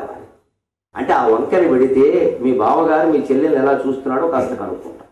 కష్టసుఖాలు ఏమైనా ఉంటే ఎవరికి చెబుతారండి? భర్త హింసిస్తూ ఉంటే ఎవరికి చెబుతారమ్మా ఆడవాళ్ళు? పుట్టింటి వాళ్ళకి చెప్పాలి కదా, అక్కడి నుంచి ఎవడో ఒకడు రావాలి కదా. చెల్లెలు ఎందుకన్నారు, అన్నగారిని ఎందుకు రమ్మారంటే మామగారు పెద్దవాడు, వాడు ఈ పాటికే డబ్బా కట్టేసి ఉండొచ్చు, అత్తగారు రాలేని స్థితిలో ఉండొచ్చు. అందుకని బతుకున్నంతకాలం అప్పచెల్లుల యోగక్షేమాలు మనం పట్టించుకోవాలంటే భగినీ హస్త భోజనం. ఖచ్చితంగా ఆ రోజున వెళ్ళి చెల్లెలింటికి అక్కగారింటికి వెళ్ళి ఆవిడ చేత వండించుకుని తిని ఆ చీరారవికి ఆవిడకి పెట్టి వస్తే ఏమన్నా కష్ట సుఖాలు చెప్పుకోవాల్సింది ఏమన్నా ఉంటే కలవారి కోడలా కలిగి కామాక్షి అని ఆవిడ కాస్త దొడ్డు వైపుకి వచ్చి, వరే తమ్ముడు ఏం చెప్పమంటావురా మీ బావయ్య అంటుంది. కనీసం చెప్పుకుంటే కొంత దుఃఖం తీరుతుందండి. పరిష్కారం తర్వాత విషయం. చెప్పుకునే వాళ్ళని ఆక్షేపించకండి, చెప్పుకోనివ్వండి, వినండి, అనండి, నష్టం ఏమిటి? నీకెందుకు నేను ఉన్నానుగా అని ఒక్క మాట అనండి ప్రతి భర్త ఇంట్లో. నేను అంటున్నాను కాబట్టి చెబుతున్న మొహమాట విన, నేను చెయ్యండి చెప్పను. ఎన్నో చెబుతుంది ఇంటికి వెళ్ళాక, నేను ఉన్నానుగా నీకు ఎందుకంటే అమ్మాయ ఆ మాట అన్నారంటుంది. అన్ని ఆవిడే చేస్తుంది, నేను చేసేది నీ చేసి బాగా ఒకటే. పని మనిషి మానేసిన, చాకరాడు బట్టలు తేకపోయినా, గ్యాస్ రాకపోయినా అన్ని సమస్తం చెబుతున్నారు. నేను ఉన్నానుగా నీకేంది, నేనేమో గ్యాసా, నేనేమో పని మనిషి, అన్నీ నేను చూసుకుంటానేమో, నీకు ఎందుకు అంటాను. రాత్రి గౌతమి ఎక్కేస్తాను మళ్ళీ. ఈ రూపం మా ఆయనండి, ఏం చెప్పినా కాదంటారు, ఎంత ప్రేమో అంతే. ఉండమే ఏమీ చేయగల ఉండమే, ఇది రహస్యం. శుభ్రంగా కాఫీ పెట్టించుకోవడం, వీలైతే నాకు మాట్లాడడం, కూర్చోమడం, అన్నీ చెబుతుంటే వినేయడం అన్నాం, గొడవ లేదు. ఏమైనా చేస్తాడండి, సాయంత్రం బండి ఎక్కివాడు ఏం చేస్తాడు అంతే. 2 రోజులు ఉన్నామనుకో మళ్ళీ మాతృసేవ సరిపోయింది ఈలోగా అంతే. అటు ఇటు అమ్మ దగ్గర కూర్చొని, అమ్మ నీకు ఎందుకమ్మా నేను ఉన్నాను కదా, విజయవాడ ఎడుతున్నా వారం రోజులు అంటే మా అమ్మ గుండె ఆగిపోతుంది అనుమానం లేదు. 2 రోజుల్లో వస్తానని చెప్ప తప్పు లేదు, అక్కడ అలాగే చెప్పాలి. వారం రోజులు నేను రాను ఖచ్చితంగా, నీకేమేం జరిగినా సరే అప్పుడే జరుగుతుంది వెంటనే. ఎంత తప్పండి అలా మాట. ఏదో సత్యం ఇక్కడ కాదు, సత్యానికి కొన్ని పరిమితులు ఉన్నాయి. ఎందుకమ్మా విజయవాడ అమ్మా దగ్గరే కదా, 2 రోజులే అన్నాను. పోన్లే ఆయన హైదరాబాద్ కాదుగా అంది. హైదరాబాద్ అంటే మన వాళ్ళు రావడం తెలుసు. అంటే కాదమ్మా విజయవాడే అన్నాను అంతే. 2 రోజులు అయ్యాక మళ్ళీ ఫోన్ చేసి ఇంకొక 2 రోజులు అన్న. తప్పదు కదా, వాళ్ళకి నిజాలు చెబుతామండి. ఇలా నెట్టుకు రాకపోతే నడుస్తుందా వ్యవహారం. అందుకని కష్టాలు మనం పరిష్కరించక్కల్లా, వింటే చాలు కూర్చొని. అక్కడే కాఫీ తాగుతూ విన్నావా, టిఫిన్ తింటూ విన్నావా, ఏమన్నా నష్టమని సోది అంటే ఎలాగా? జీవితమే సోది, అసలు నువ్వు చేసుకోవడమే పెద్ద సోది. సోది చెప్పకపోతే ఏం చెప్తారు? నీకు భాగవతం చెప్తారు కూర్చోబెట్టి, వినడమే. అలా వినగలగాలి, అది ప్రేమను పెంచుతుంది మనుషుల మధ్య. అందుకని ఆడపడు చలక భగినీహస్త భోజనం ఇవన్నీ మన సంస్కృతిలో గొప్ప ఆచారాలు. మనం చెయ్యాలి, డబ్బు ఖర్చుని ఆలోచించకూడదు. ఆడపడుచులు అనకూడదు అనవసరంగా. అప్పుడు కాకపోతే వాళ్ళు ఇంకెప్పుడు అడుగుతారో నువ్వు ఎప్పుడు చేస్తావు. వాళ్ళకి లక్షల కోట్లు అడిగితే వేరే విషయం. 5,000 6,000 తక్కువలో ఏం అడిగినా సరే చేసేయవలసిందే. కానీ ఆ మాత్రం కూడా చేయకపోతే ఎలాగండి? అప్పుడు రాదంతే కూర్చుంటారు. ఇద్దరు ఉంటే ఇద్దరు అడుగుతారు. వాళ్ళతో పాటు వాళ్ళు మొగుళ్ళు కూర్చుంటారు. బతిమాలవలసిందే, తీసుకురావాల్సింది. అదో ముచ్చట. పెళ్ళికొడుకు వెండి గిన్నెలో భోజనం పెడతారు. ఆ గిన్నె ఆడపడుచుకి ఇప్పిస్తారు. ఎంగిల్ తింటుంది ఆవిడ. ఆ మాత్రం గిన్నె యోగ్యురాలు కదా, ఏం చేసుకుంటే గిన్నె పెట్టుకుని ఎత్తి పెట్టుకుంటాం. ఆడపడుచు ఏమో ఈ నష్టం ఏమిటి? ఈ ముచ్చట్లు ఆచారాలు ఎందుకు వచ్చిన మనుషుల మధ్య బంధాలు బలంగా ఉండడానికి. మా తమ్ముడిచ్చిన గిన్నె అని 100 మందికి చెబుతుంది ఆవిడ. భర్త 100 గిన్నెలు కొన్నా చెప్పడం అదో లక్షణం. మా తమ్ముడిచ్చిన గిన్నె, మా తమ్ముడి పెళ్లిలో ఆ ఒక గిన్నె. ఇక్కడ పిలకూడ తీసింది భర్తగా, ఆ విషయం చెప్పదు. అక్కడ తమ్ముడిచ్చిన గిన్నె మాత్రం గుర్తు. ఏ అవకాశం ఆవిడకి ఇవ్వకూడదా? మనకి ఏమైనా నష్టం ఆవిడ గిన్నె ఇస్తే. అందుకని ఇక్కడ తగాదా ఏం లేదుట. చివరికి తగాదా లేకపోతే పెళ్లికి శోభ లేదు కాబట్టి చిన్న తగాదా వచ్చింది. అదే ఎంత సాధువుగానైననేమి, అలుక ఎంత సాధువుగానైననేమి, తగ ఉసుంత లేకున్న పెళ్లికి శోభ లేదు. అలుకు గుడ్డకనై కలకంబు వచ్చి జనక దశరథ గృహ పరిచారికలకు. ఇది విశ్వనాథ హాస్యం. ఎక్కడ సీతారాముల పెళ్లిలో తగాదాకు అవకాశం లేదు. అందుకని ఇల్లరికే గుడ్డ గురించి జనక మహారాజు దాసి దశరథ మహారాజు దాసి ఇద్దరు కొట్టుకున్నారు. ఆ రకంగా దోషం పోయింది. అలుకు గుడ్డ కొనై కలకంబు వచ్చి, ఇల్లరికే గుడ్డ. ఈ గుడ్డ నాది ఎప్పటి నుంచో వాడుతున్నాడు. ఆ నాది అలాగింది. అమ్మయ్య, ఏ తగాదా లేదనుకున్నా ఇదో తగాదా ఉంది కదా అంటే దృష్టి దోషం పోయిందనమాట. ఆ పెళ్ళమ్మ ఏ తగాదా లేదని ఎవరైనా ఒకళ్ళు అంటే వాళ్ళ దృష్టి మంచిది కాదని మనాడు వస్తుంది తగాదా. ఇది దంపతుల మధ్య వస్తుంది. దంపతుల మధ్య రాకుండా అలా చిన్న విషయంలో తొలగిపోవడం మంచిది. అందుకని అలుకు గుడ్డ కొనై కలకంబు జరిగి జనక దశరథ గృహ పరిచారికలకు. ఈ ఇంట్లోనూ ఆ ఇంట్లో ఉండేటువంటి దాస్యలకి అనుకుంట గురించి తగాదా వచ్చింది అన్న. ఆ తర్వాత ఆ వివాహం పూర్తి పరశురాముని యొక్క గర్వభంగమై ఆనందంగా దశరథ మహారాజు గృహానికి వెళ్ళారు. ఇక అక్కడ విషయాలు మనకు తెలుసున్నవి. పొద్దున్న 10 గంటలకి పిలిచి దశరథుడు పట్టాభిషేకం అన్నాడు. రాత్రి 10 గంటలకి పిలిచింది 3వ తల్లో 36వ తల్లో ఎవరు లెక్కెట్టే. ఆవిడ గురించి చెప్పింది, నేను 2 వరాలు కోరాను మీ నాన్నగారు, నాకు మీ నాన్నగారు చెప్పే పరిస్థితిలో లేరు, కానీ నువ్వు తీర్చాలి రామచంద్ర. అందులో మొదటిది మా అబ్బాయి భరతుడికి పట్టాభిషేకం నీకు బదులుగా, 2వది నీకు 14 ఏళ్ళు వనవాసం. మొదటి వరాన్నైనా కైకని క్షమించచ్చండి, 2వ వరానికి క్షమించకూడదు. చాలా తప్పు అన్నాడు. నీ కొడుకు కాకపోతే మీ తమ్ముడికి చేసుకో పట్టాభిషేకం, అది వేరే విషయం. రామచంద్రుడికి వనవాసం విధించడానికి నువ్వెవరమ్మా? అదేం కోరిక? దిక్కుమాలిన కోరిక. ఆ కక్షేం రాజకీయం పూర్తిగా. 14 ఏళ్ల పాటు ఇక్కడ రాముడు ఉంటే రామా అభిమాన సంఘం, రామా ఫ్యాన్స్ అసోసియేషన్ ఉంటారు. వాళ్ళు గొడవలు చేసి భరతుడి పాలనలో అల్లకల్లోలం చేస్తారు. రాముడు ఊరుకున్నా వాళ్ళు ఊరుకోరుగా.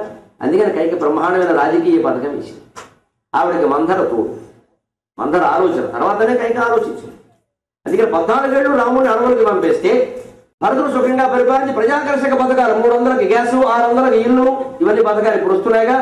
ఏమైనా వస్తే 108, అంతకపోతే పైకి రకరకాల పథకాలు. ఇవన్నీ ఒక 14 ఏళ్ల పాటు అమలు చేసేస్తే మళ్ళీ ఎప్పుడు ఎన్నికలు వచ్చినా భరతుడికే ఓటు.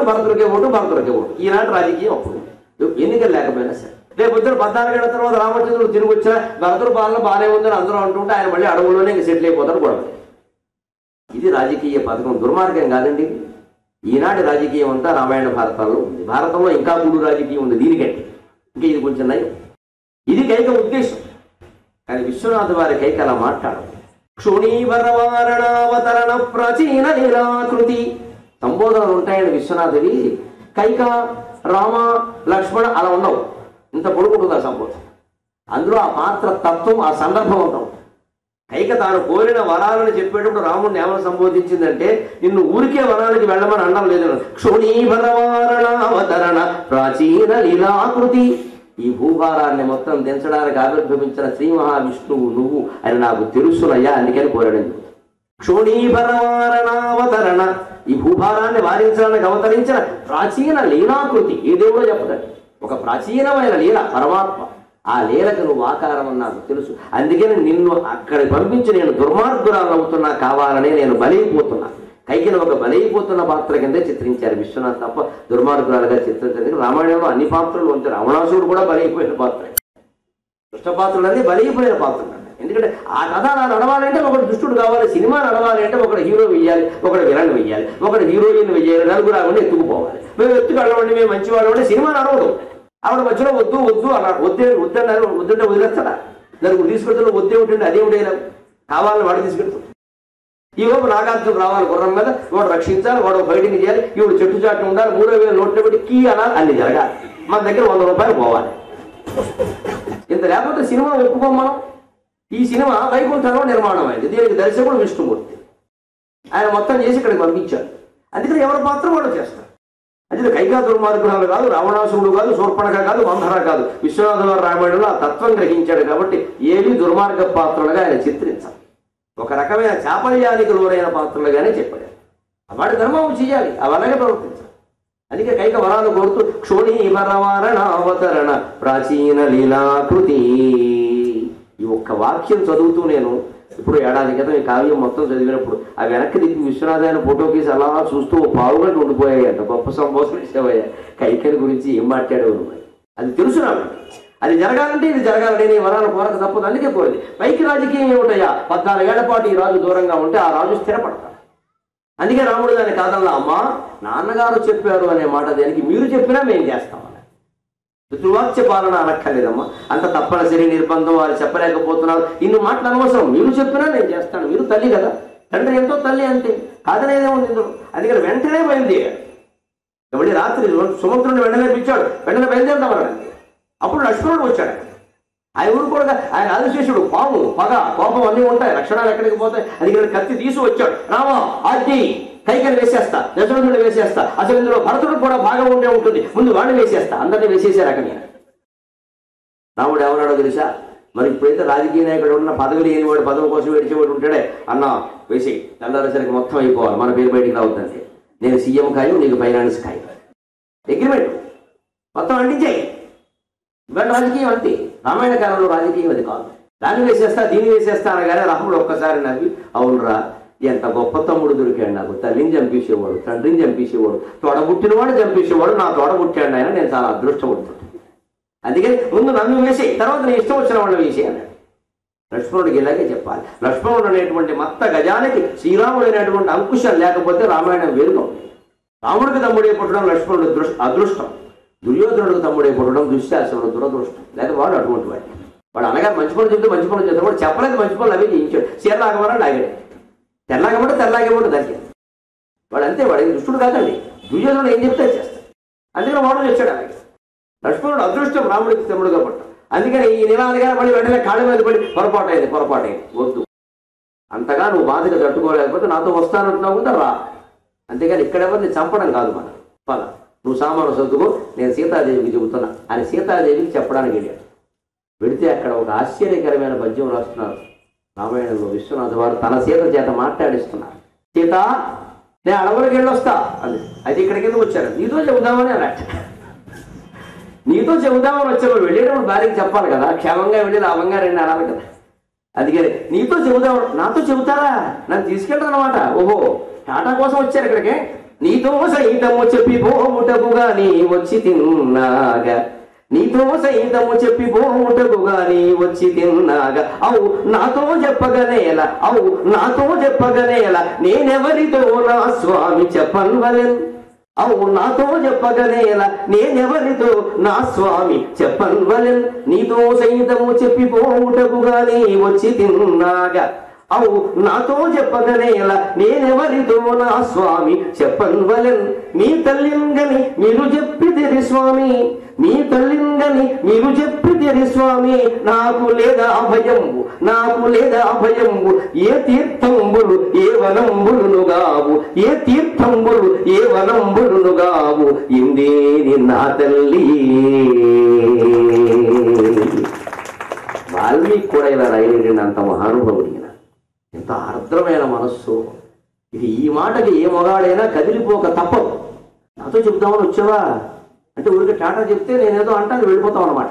అంటే నేనేమవ్వాలి ఇక్కడ, పెసరట్టు వేసుకుని తినాలి ఇక్కడ, నువ్వు లేని దాన్ని నేనేందుకు ఇక్కడ, ఏమనుకుంటున్నావు సీత గురించి? వాల్మీకి అయితే ఇంతకంటే ఘోరంగా ఉంది. ఇంకా కిం త్వామన్యత వైదేక పితామే మిథిలాధిప, కిం త్వామన్యత వైదేక పితామే మిథిలాధిప, రామ జమాతరం పశ్య రామ జమాతరం పశ్య స్త్రియం పురుష విగ్రహం.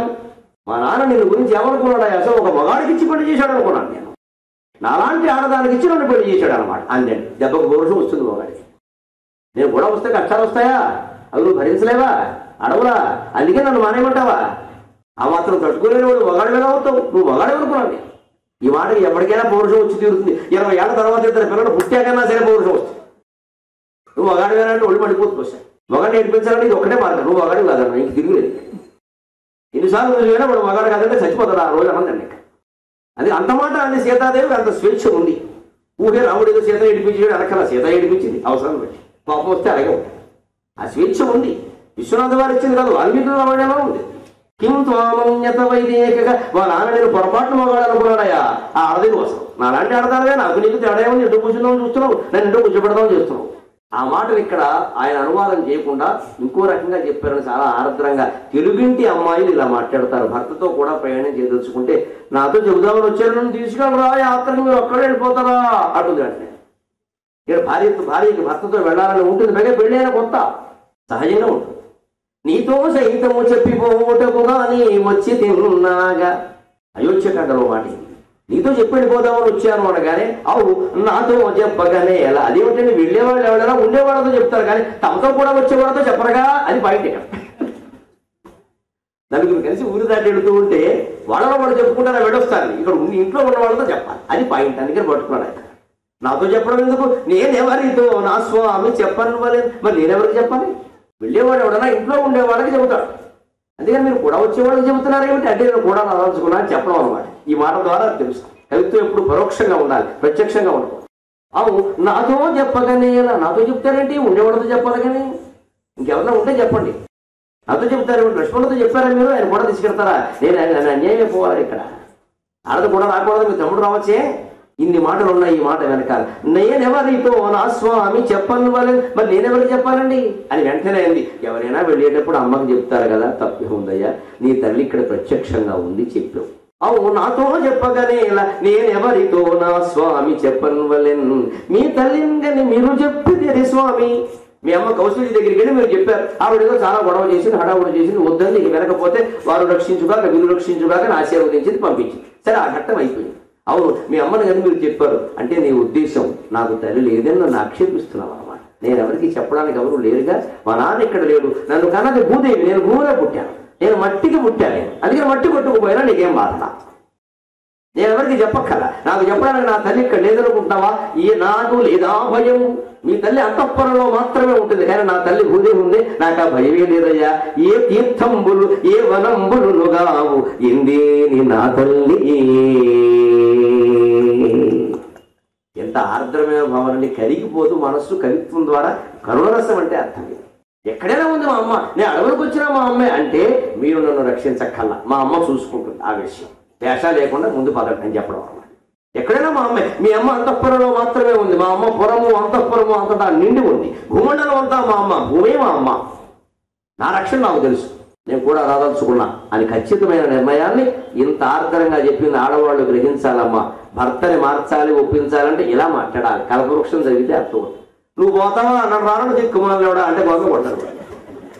ఇందుకేనా అడిగెట్టావు, ఈ మాటలనే రాకూడదు, అలాంటి మాటలు మాట్లాడకూడదు. పౌరుషం వస్తుంది ఒకడికి, ఏదో అంటాడు అక్కడి నుంచి. మనస్సు మార్చే విధానానికి 100 మార్గాలు ఉన్నాయి, దానికి కావ్యాలు చదివితే అర్థం. ఎంత అందంగా చెప్పింది. అవునండి, మీకు మీ అమ్మగారు ఇక్కడ ఉంది కాబట్టి చెప్పారు, మా అమ్మ నాకు లేదుగా, అదేనా మీ ఉద్దేశం?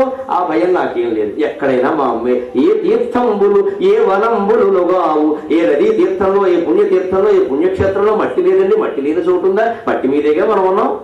ఏ వనంబులు గావు, మీరు ఏదో అరణ్యం ఉంటారు, ఆ అరణ్యంలో ఉన్నది కూడా మా అమ్మే. మా అమ్మ మీద ఆ చెట్లు పుట్టలు అన్నీ మొలిచాయి, అందుకని మా అమ్మ ఊళ్ళో నేను ఉన్నానికి నీ ఎరువు దేనికయ్యా అని చెప్పడం అన్నమాట.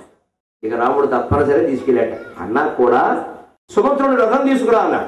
బయలుదేరుతుంటే ఈవిడ కంగారండి, ముందెట్టుపోయి మూట సర్దేసుకుని రథంలో కూర్చుంది. విశ్వనాథ గారి సీత అలాగే ఉంటుంది, తెలుగింటి అమ్మాయి అయితే ఆదిలక్ష్మే లేదా మరి ఇంట్లో అమ్మాయి. రాముడిని ఎక్కడ చిత్రించినా తెలుగింటి రాముడిగా చిత్రిస్తారు ఆయన, తెలుగింట్లో అబ్బాయి. సీతను ఎక్కడ చిత్రించినా సాక్షాత్ మహాలక్ష్మి ఆయన భావన. అందుకే వెళ్ళిపోయి ముందు మూట సర్దేసుకుని అందులో చీరలు ఇంకో నగల పెట్లు అన్ని పెట్టి చేసుకుని మళ్ళీ తీసుకెళ్తాం. ముందు రథంలో కూర్చుంటారు. సరిగ్గా ఇళ్లలో చిన్నపిల్లల్ని గమనించండి, మీరు వాళ్ళు నాన్నతో పాటు వెళదామంట. తండ్రి ఎక్కడికెక్కడ తయారవుతుంది అమ్మాయి. ఒకవేళ ఎలాగ బాబు ఇది తయారవుతుంది, తల్లి ఏం చేస్తుంది, ఇగో దాన్ని ఎక్కడో నేను మాయ చేస్తాను, మీరు నెమ్మదిగా తయారవ్వండి, మీకు ఎందుకంటే తల్లి ఏదో చెప్పి దాన్ని లోపల తీసుకుంటుంది. దానికి ఈ లోపు ఈ పిల్ల ఏం చేస్తుంది, తను పెట్టి తాను సర్దేసుకుని ఆ పెట్టితో సహాయపడే ముందు కారులో కూర్చుంటే తీసుకెళ్ళి ఏం చేస్తాడు తండ్రి. పైగా ఆ కారులో కూడా ఎలా కూర్చుంటుంది, ఓ మూల ఒదిగిపోయి కూర్చుంటుంది, ఎలాగైతే చోట్లేదని తీసుకెళ్ళలేమో అని బెంగ. అందుకే ఓ మూలకు నాకు ఈ చోటు చాలు, నేను పక్కన మీరు అంతా ఇక్కడ కూర్చోండి, నేను కావాలంటే డ్రైవర్ కాళ్ళ దగ్గర కూర్చోండి, మొత్తం మీద నేను రావాల్సింది. ఇంత పెంచి పడుతుంది. ఇవన్నీ చూశాడు ఈ పెద్ద మనిషి, కారులో తిరిగాడు కదా సభలకి. అందుకని సీతాదేవి ముందు మూట సర్దేసుకుని రథం ఎక్కేసి ఆ మూట రథం కిందకి తోసేసింది. ఎందుకంటే మూట అంటమని నింపేస్తారేమో. నువ్వు ఎక్కడ వెళ్తానా ఇంత మూట, ప్రతి మొగాడు ఇదే మాట కదా, లెస్ లగేజ్ అనేది తెలియదు. అందుకని నువ్వు ఎక్కడ వెళ్తానే పెద్ద మూట వేసుకొస్తావు అని అంటాడేమో అని నా మూట ఏం అడ్డం లేదు, ఎవరికి కనపట్లేదు. ఇదిగో నా కాళ్ళ కింద పెట్టేసుకున్నాను, నేను కూర్చోను. పెద్ద 7 వారాల దాకా మూట ఎట్టింది అక్కడ, అవన్నీ సర్దేసింది ఆవిడ. అందుకే అవన్నీ సర్ది లోపలికి ఎంటేసి నేను ఇక్కడ కూర్చున్నాను, ఇదిగో మీకు చోటు ఉంది, లక్ష్మణుడు కావాలంటే ఆ పక్కన కూర్చోవచ్చు, నన్ను మానేక్కడ చోటు లేదు మానేస్తారేమో. అలా కూర్చున్న రథం మీద ముందే వెళ్ళి కూర్చునేసరికి రాముడు వెంటనే అన్నట్టు, ఒరే లక్ష్మణ ఆవిడ ఎక్కిందిరా బాబు వెళ్ళు, ఎంతో మాట విందరు ఆయన, వెళ్ళు ఎక్కేసిందిగా వెళ్ళు, ఎందుకంటే రక్షణ వెంటనే రక్షణ చూసుకోవాలి. అందుకని లక్ష్మణుడు వెళ్ళి ఓ పక్కన నిలబడ్డాట రథానికి, ఓ పక్కన రామచంద్రమూర్తి నిలబడ్డాట. ఇద్దరు చేతుల్లో ధనుస్సులు ఉన్నాయట. ఆవిడ వర్ణిస్తున్నారు విశ్వనాథ్ వారు, మీరు అదృష్టవంతులు. ఇరు దశం రామ లక్ష్మణుడు ఇద్దరు ఒలసి తుండములవోని ధనువులతోడనొప్ప. ఇరు దశం రామ లక్ష్మణుడు ఇద్దరు ఒలసి తుండములవోని ధనువులతోడనొప్ప. సురక్తిమయి సుమిత్రానీత రథమునందు జనకీదేవి గజలక్ష్మి శరణి ఒలిచే.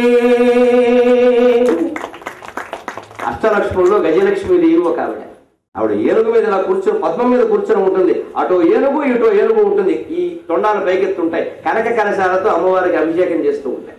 దిగ్గస్తి కనక కుంభముఖావసృష్ట స్వర్వాహిని విమల చారు జలాప్లుతాంగిం ప్రాతర్నమామి జగతాం జననీం అశేష లోకాధినాథ గృహిణీం అమృతాబ్ధిపుత్రీం. కనకధారాస్తవంలో మాట శంకరాచార్య స్వామి. దిగ్గజాలు కనక కలశాలతో ఆకాశగంగా తోయాన్ని అమ్మవారికి అభిషేకం చేస్తూ ఉంటాయి. లక్ష్మీదేవి చిత్రం అలాంటిది ఇంట్లో పెట్టుకోవాలి. అది క్యాలెండర్ అయినా పర్వాలా, అది దృశ్యం ఎదురుగా ఉంచుకుని మీరు ప్రార్థన చేయండి. దాని నిండా కుంకాలు పసుపులు మెత్తేకండి, కవిత్వం చచ్చిపోతుంది. అక్కడ ఆ ఏనుగులు చూడాలి, ఆ కలశాలు చూడాలి. అక్కడి నుంచి అమ్మవారి ఒంటి మీద నీళ్లు పడుతున్నట్టుగా మనం ఊహించుకోవాలి. ఆ గంగా జలాల పవిత్రతలో ఆవిడ శరీరాన్ని దర్శించాలి, ఆవిడ హృదయాన్ని దర్శించాలి, ఆ పద్మాన్ని దర్శించాలి. ఆవిడ చేతిలో కనక కలశం ఉంటుంది, అందులోంచి నాణ్యాలు పడుతూ ఉంటాయి. అక్కడ మనం చెయ్యట్టి పడుతున్నట్టు చూస్తే 4 రూపాయలు వస్తాయి. ఇక భావన ఉండాలి. భావన కూడా నీకు దరిద్ర భావన అయితే నీ ఇంట్లోకి ఐశ్వర్యం ఎలా వస్తుంది? ఊహైనా గొప్పగా ఉండొచ్చు కదా. కొంతమంది ఊహిస్తారు చూడండి, నేను లక్షాధికారి, దిక్కుమాలి లక్షాధికారి, ఎవరికి కావాలి 1,00,000 కోటీశ్వరుడు ఊహించు, అది కూడా 100 కోటీశ్వరుడు ఊహించు. ఊహలో కూడా పైన ఉండదు, ఊహలో కూడా దరిద్రమే. ఊహ కనీసం ఆకాశం అంత ఎత్తున ఊహ ఉంటే నీకు ఏదో కొంత వస్తుంది. ఊహ కూడా లేకపోతే ఎలాగా? ఆ ఊహ ఇలా ఉంటుందండి. గజలక్ష్మి శరణి గురించి సరిగ్గా ఆవిడ వచ్చి ఇలా కూర్చుందిగా రథం మీద. ఒరే ఇవిడ ఎక్కేసిందిరా బాబు నువ్వు వెళ్ళు అన్నట్ట. ఆయన వచ్చి పక్కన నుంచున్నాడు. కాసేపటికి ఆయన వచ్చాట. రామలక్ష్మణుడు ఇద్దరు ఆవిడకి ఇప్పుడు అంగరక్షకులు అయ్యారండి, బాడీ గార్డ్స్. ఆవిడ గజలక్ష్మీ దేవుడు, వీళ్ళిద్దరూ ఏనుగుంట. మరి ఏనుగులంటే వెంటనే మనకు ఔచిత్యం. రామలక్ష్మణుడు ఏనుగులు అన్నవాడు తొండాలేవి అనగానే ఆయన చెబుతున్నాడు. ఇరు దశం రామ లక్ష్మణులు ఇద్దరు ఒలసి, ఇటు రాముడు అటు లక్ష్మణుడు ఇద్దరు నిలబడగానే తుండములవు అని ధనువులతోడనొప్ప. సరిగ్గా ధనుస్సు ఇలా పట్టుకుంటారు కదండి. ధనుస్సు అంటే ఎలా ఉండదు, ఇక్కడి నుంచి పైకి ఎస్ ఆకారంలో, కిందికి మళ్ళీ ఒక ఎస్ ఆకారంలో. ఇక్కడి నుంచి సరిగ్గా పైకి ఉన్న ఎస్ ఆకారం ఉంది, అది ఏనుగు తొండం ఎత్తినట్టుగా ఉంటుంది. అందుకని రాముడు ఒక ఏనుగుట. ఈయన పట్టుకున్న ధనుస్సు పై భాగం ఉంది, అది ఆయన తొండంట. సరిగ్గా ధనుస్సుకి ఆ ఎస్ ఆకారం భాగం ముక్కు దగ్గరికి వస్తుంది, నోటి దగ్గరికి వస్తుంది ఇలా పట్టుకున్నాడు. అందుకని ఆయన పక్కనే ఇలా ఉందిట, అది ఏనుగు తొండలా ఉందిట. లక్ష్మణుడు ఇటు పక్కన నుంచున్నట్ట, ఆయన ఏనుగుట. ఆయన పట్టుకున్న ధనుస్సు సరిగ్గా ఆయనకి తొండవాకారంలో ఉందిట. తొండములవో అని ధనువులతోడనొప్ప. వాళ్ళ ధనుస్సులు ఏనుగు తొండాల్లా ప్రకాశిస్తూ ఉంటే రక్తిమయి సుమంత్రానీత రథమునందు, ఆ సుమంత్రుడు తీసుకొచ్చినటువంటి రథంలో కూర్చున్నావిడ రథ సుమంత్రానీత రథమునందు జనకీదేవి గజలక్ష్మి శరణి ఒలిచే. ఆవిడ సాక్షాత్ గజలక్ష్మిలా ఉంది. 2 పక్కల 2 ఏనుగులు నిలబడి తొండములు ఇలా పైకెత్తి కనక కలశాలతో అభిషేకం చేస్తుంటే లక్ష్మీదేవి ఎలా ఉంటుందో రామలక్ష్మణుడు పక్కన ఉన్నటువంటి సీతాదేవి అదే రకంగా ఉంటుంది. అది విశ్వనాథ వారి కవిత్వం. అక్కడి నుంచి వాళ్ళు వనవాసానికి బయలుదేరారు. ఇక అయోధ్య మొత్తం పాడుపడింది. అయోధ్యలో జనమంతా బయలుదేరారు. ఎందుకు ఇక్కడ ఉంటే ఉపయోగపడే దూల అలగును బట్టి విరానాడు గబ్బిలంబులను గంధర్వాంగనరుగాగా. అయోధ్యలో జనమంతా తిడుతున్నారు, రాముడు లేని అయోధ్యలో మేము ఉన్నాం, ఇక్కడ ఉండే ఇంకా ప్రజలు కాదు, దూలాలకును బట్టి వ్రేలాడు గబ్బిలంబులను గంధర్వాంగనలుగాగా పంది కొక్కులు గమ్మ పాడు పాడు చేసిన ఎట్టి పంది కొక్కులు తవ్వి పాడు చేసిన ఎట్టి గాదెలు సౌధ సంఘములుగాగా పంది కొక్కులు తవ్వి పాడు చేసిన ఎట్టి గాదెలు సౌధ సంఘములుగాగా పెద్ద పక్షులు రాత్రి వేళల ఏడ్చెడి ఏడ్పులు ఘన సాహిత్యములుగాగా పెద్ద పక్షులు రాత్రి వేళల ఏడ్చెని ఏడ్పులు గాన సాహిత్యములుగాగా తూగాడు సింహ శార్దుములాది మృగములు నూలుకొను ఆత్మబంధువులుగాగా పాడుబడినట్టి సాకేత పట్టణము స్వర్గమనియుంచి అనుభవించంగనిమ్ము కైకయీదేవి పాడుబడినట్టి సాకేత పట్టణము స్వర్గముగా నుంచి అనుభవించంగనిమ్ము కైకయీదేవి మనము కదలి పోముదము మహాత్ముడు శ్రీ రఘుత్తమ సుతోడా. రాముడు లేదా ఏమొచ్చి మాకు అవసరం లేదు, ఇక్కడ గబ్బిలాలు తిరుగుతాయి, గుడ్లపైపులు తిరుగుతాయి, మేమెందుకు తిరుగుతాం, ఈ దిక్కుమాల సామ్రాజ్యం అంతా కైకేయిని వాడి కొడుకుని అనుభవించలేమండి, మాకు అక్కల. దూరాలకు బట్టి వేలాడుచుడు గబ్బిలంబులు గంధర్వాంగనలుగాగా. ఇదివరకు దశరథ మహారాజు పరిపాలిస్తే గంధర్వాంగనలు వచ్చి నృత్యం చేసేవారు. ఇప్పుడు దూరాలకు వేలాడుతూ గబ్బిలాలు నాట్యం చేస్తే గబ్బిలాలే గంధర్వాంగనలు. ఇంకా పంది కొక్కులు తవ్వి పాడు చేసిన ఎట్టి గాదెలు సౌధములుగాగా. సౌధములన్నీ ఏమవుతాయంటే గాలి కింద పంది కొక్కులాగా ఈ మేడల కింద కూడా మనుషులు ఉన్నారు కాబట్టి వాళ్ళంతా విడిచి వెళ్ళిపోతున్నారు రాముడితో. కాబట్టి పంది కొక్కులు ఈ మేడలను దుడిచేస్తాయి. ఇంక ప్రతి మేడ ఓ గాలి, అందులో ధాన్యం ఉండవు, అంతే లెక్క. ధాన్యము లేని గాదెల్లాగా మనుషులు లేని ఈ సౌధాలు ప్రకాశిస్తూ ఉంటాయి. ఈ దిక్కుమాల సామ్రాజ్యం ఏలుకోని మాకు అనవసరం. పెద్ద పక్షులు రాత్రి వేళల ఏడ్చెడి ఏడ్పులు ఘన సాహిత్యములుగా దివాంతాలు అంటారు, గుడ్ల గోబలు భయంకరంగా అరుస్తూ ఉంటాయి. అవే ఇక్కడ జరిగే సంగీతాలు. ఇంకంతే, ఈ వేరే కచేరీలు ఏముండవు. ఇంకా ఆ గుడ్ల గోబలు అరుపులే ఇక్కడ సంగీతాలు. తూగాడు సింహ శార్దూల అది మృగములు, సింహాలు పెద్ద పురులు మొదలైన మృగాలు నూల్కొను ఆత్మబంధువులుగా. అయోధ్య అడవైపోతుంది, అడవి అయోధ్య అవుతుంది. ఇక్కడ నుంచి రాముడు ఎక్కడ ఉంటే అదే రాజ్యం. రాముడు ఉన్న చోటే ప్రజలంతా ఉంటారు. ప్రజలు కోరుకునేది రామరాజ్యం తప్ప ఈ రాజ్యం కాదు. అందుకని ఇది అడవి అయిపోతుంది. అడవిలో సింహశార్దూలాలు ఉంటాయి కాబట్టి ఈ సింహశార్దూలాలు పట్టుకుని ఏడుస్తూ ఉంటారు వీళ్ళంతా అని బాధపడుతూ అయోధ్య ప్రజలను సగానికి సగం మంది రాముడు వెనకాల వెళ్ళిపోయారు. అలా వెళ్ళి వెళ్ళి వెళ్ళి వెళ్ళి రాముడు గంగానదీ తీరంలో గుహుడి ఆధారంగా పడవ దాటే ప్రయత్నం చేశాడు. అక్కడ విశ్వనాథ వారు గుహుడు యొక్క భావన, రాముడు కనపడగానే గుహుడు యొక్క భావనని పద్యంలో వర్ణిస్తున్నారు. ముగిక ఉగిండను బట్ట చూచు రఘురామును చూడలేక. రాముడిని చూడగానే గుహుడిని చూడగానే రాముడు ఆనందాశ్రువు. అంటే ఇద్దరికి ఏ జన్మబంధమో ఎలా కలిసిందో. ఇప్పుడు ఈయన పడవెక్కాలని ఆయన దాటిస్తే కానీ ఇక్కడ గత్యంతరం లేదు. పైగా గుహుడిని రాముడు వాల్మీకి రామాయణంలో విశ్వనాథ్ దాంట్లో కూడా ఒక మహారాజుగా గౌరవించాడు. ఆయన అయోధ్య రాజ్యానికి రాజు కావచ్చు, ఈయన కేవలం ఇక్కడ పడవ నడిపే వాళ్ళకి రాజు కావచ్చు. రాజు భారతదేశ ప్రధానమంత్రి 125 కోట్ల మందికి ప్రతినిధి. ఇథియోపియా ఏదో చిన్న రాజ్యం ఉంటుంది, అందులో 50,000 మందే ఉండొచ్చు. కానీ ఆయన ప్రధానమంత్రి వస్తే మన ప్రధానమంత్రితో సమానంగా చూస్తారు. రాజ్యం చిన్నది కాబట్టి ఆయనకి తక్కువ భోజనం పెట్టడం, వంకాయ కూర ఒక ముక్క వేయడం ఉండదు. చిన్న రాజ్యమైనా పెద్ద రాజ్యమైనా వ్యవహారమే స్థాయి. ప్రధానమంత్రే కాదు అది చూస్తారు. అంతేగాని చిన్న రాజ్యం కాబట్టి చిన్న భోజనం, పెద్ద రాజ్యం అయితే పెద్ద భోజనాలు ఉండవు. అందుకని రాముడు ఇలా ఆనందంగా కౌగిట్లోకి తీసుకుందామని చూసేట్టు గుహుడిని. ముగిక ఉగింటను పట్టము రఘురామును చూడలేక ఆనంద నిమ్నగా. రఘురామును చూడలేక ఆనంద నిమ్నగా కన్గోసలలో తళత్తళలు నింపన్. ఆనంద నిమ్నగా కన్గోసలలో తళత్తళలు నింపన్.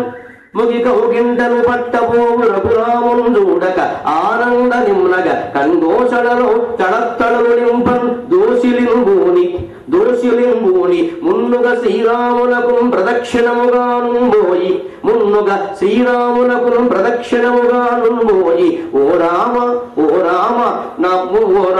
నా మొగసానందను దించిరెల్లరును వేల్పుల్.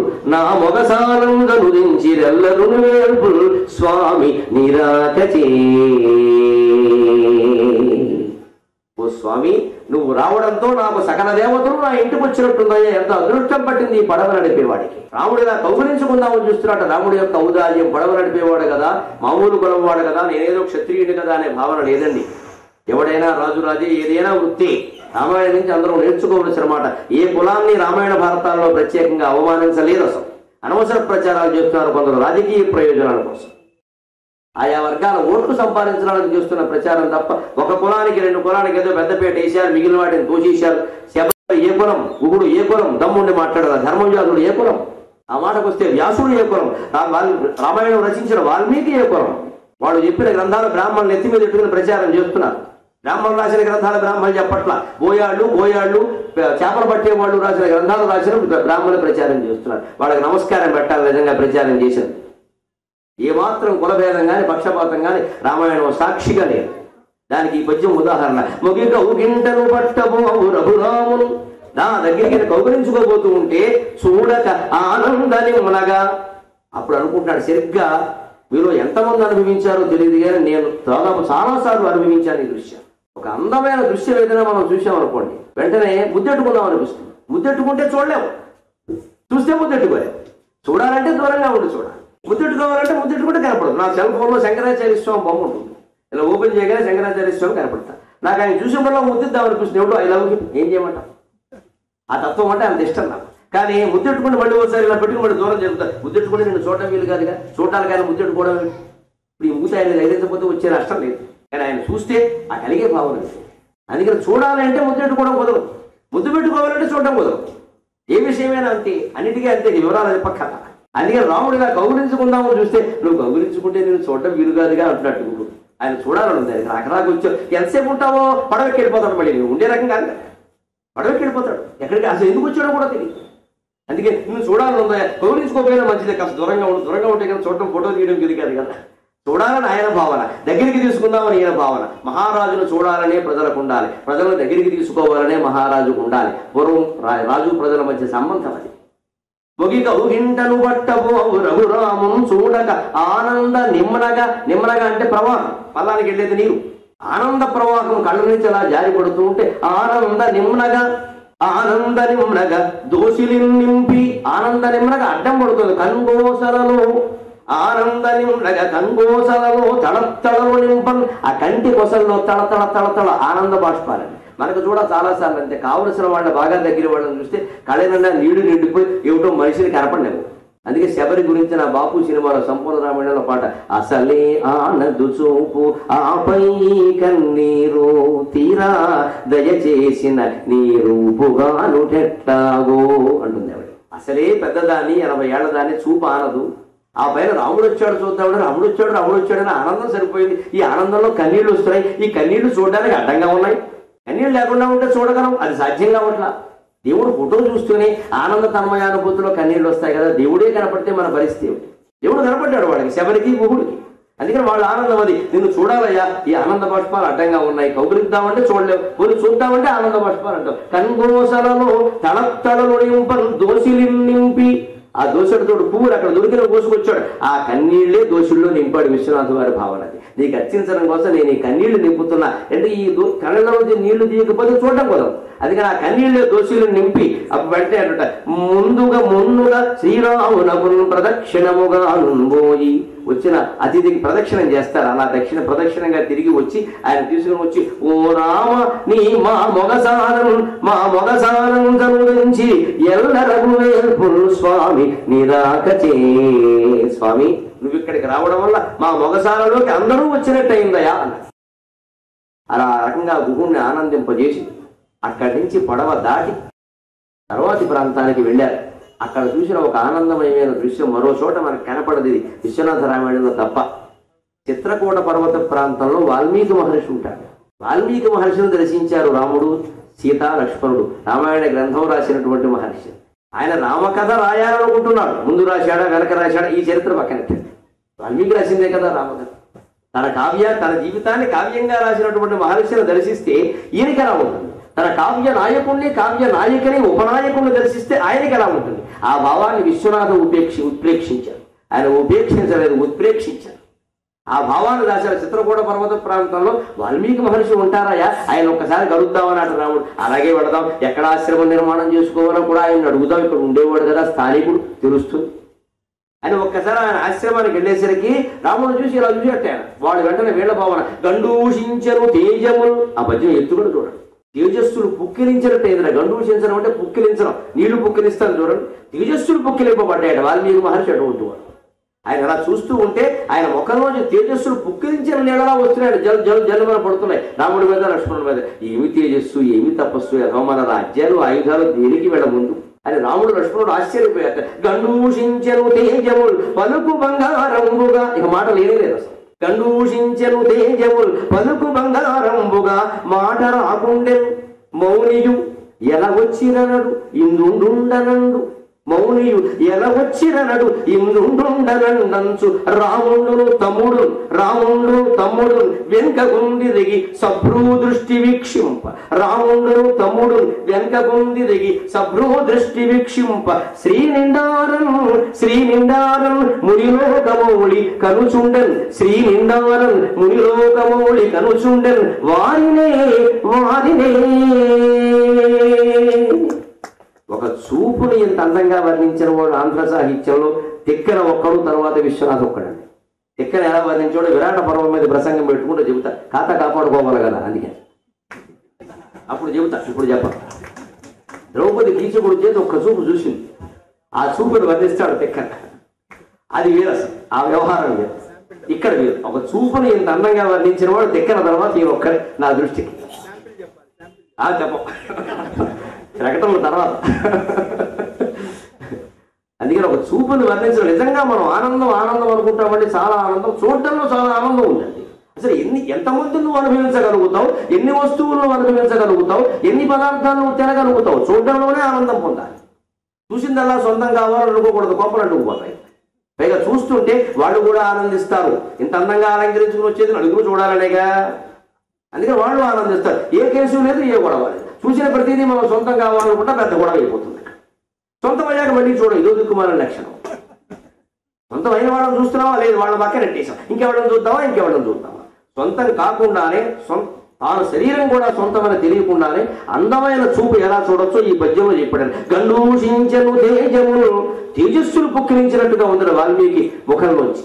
పుక్కిరించిన నీళ్లు ఎలా వస్తాయో ముఖం నుంచి తేజస్సులు కాంతి పుంజాలు అలా వస్తున్నాడు. ఏమిటి ఏమైనా కాంతి పుంజాలు, ఇంకేమైనా పుక్కిరించిన నీళ్ళు ఎలా ఉన్నాయి? వీళ్ళు పుక్కిరించినా కూడా అది తేజస్సు అన్నమాట, మామూలు నీళ్లు కావు. అటువంటి వాడు మహానుభావుడు. పలుకు బంగారంబుగా మాట రాకుండెన్.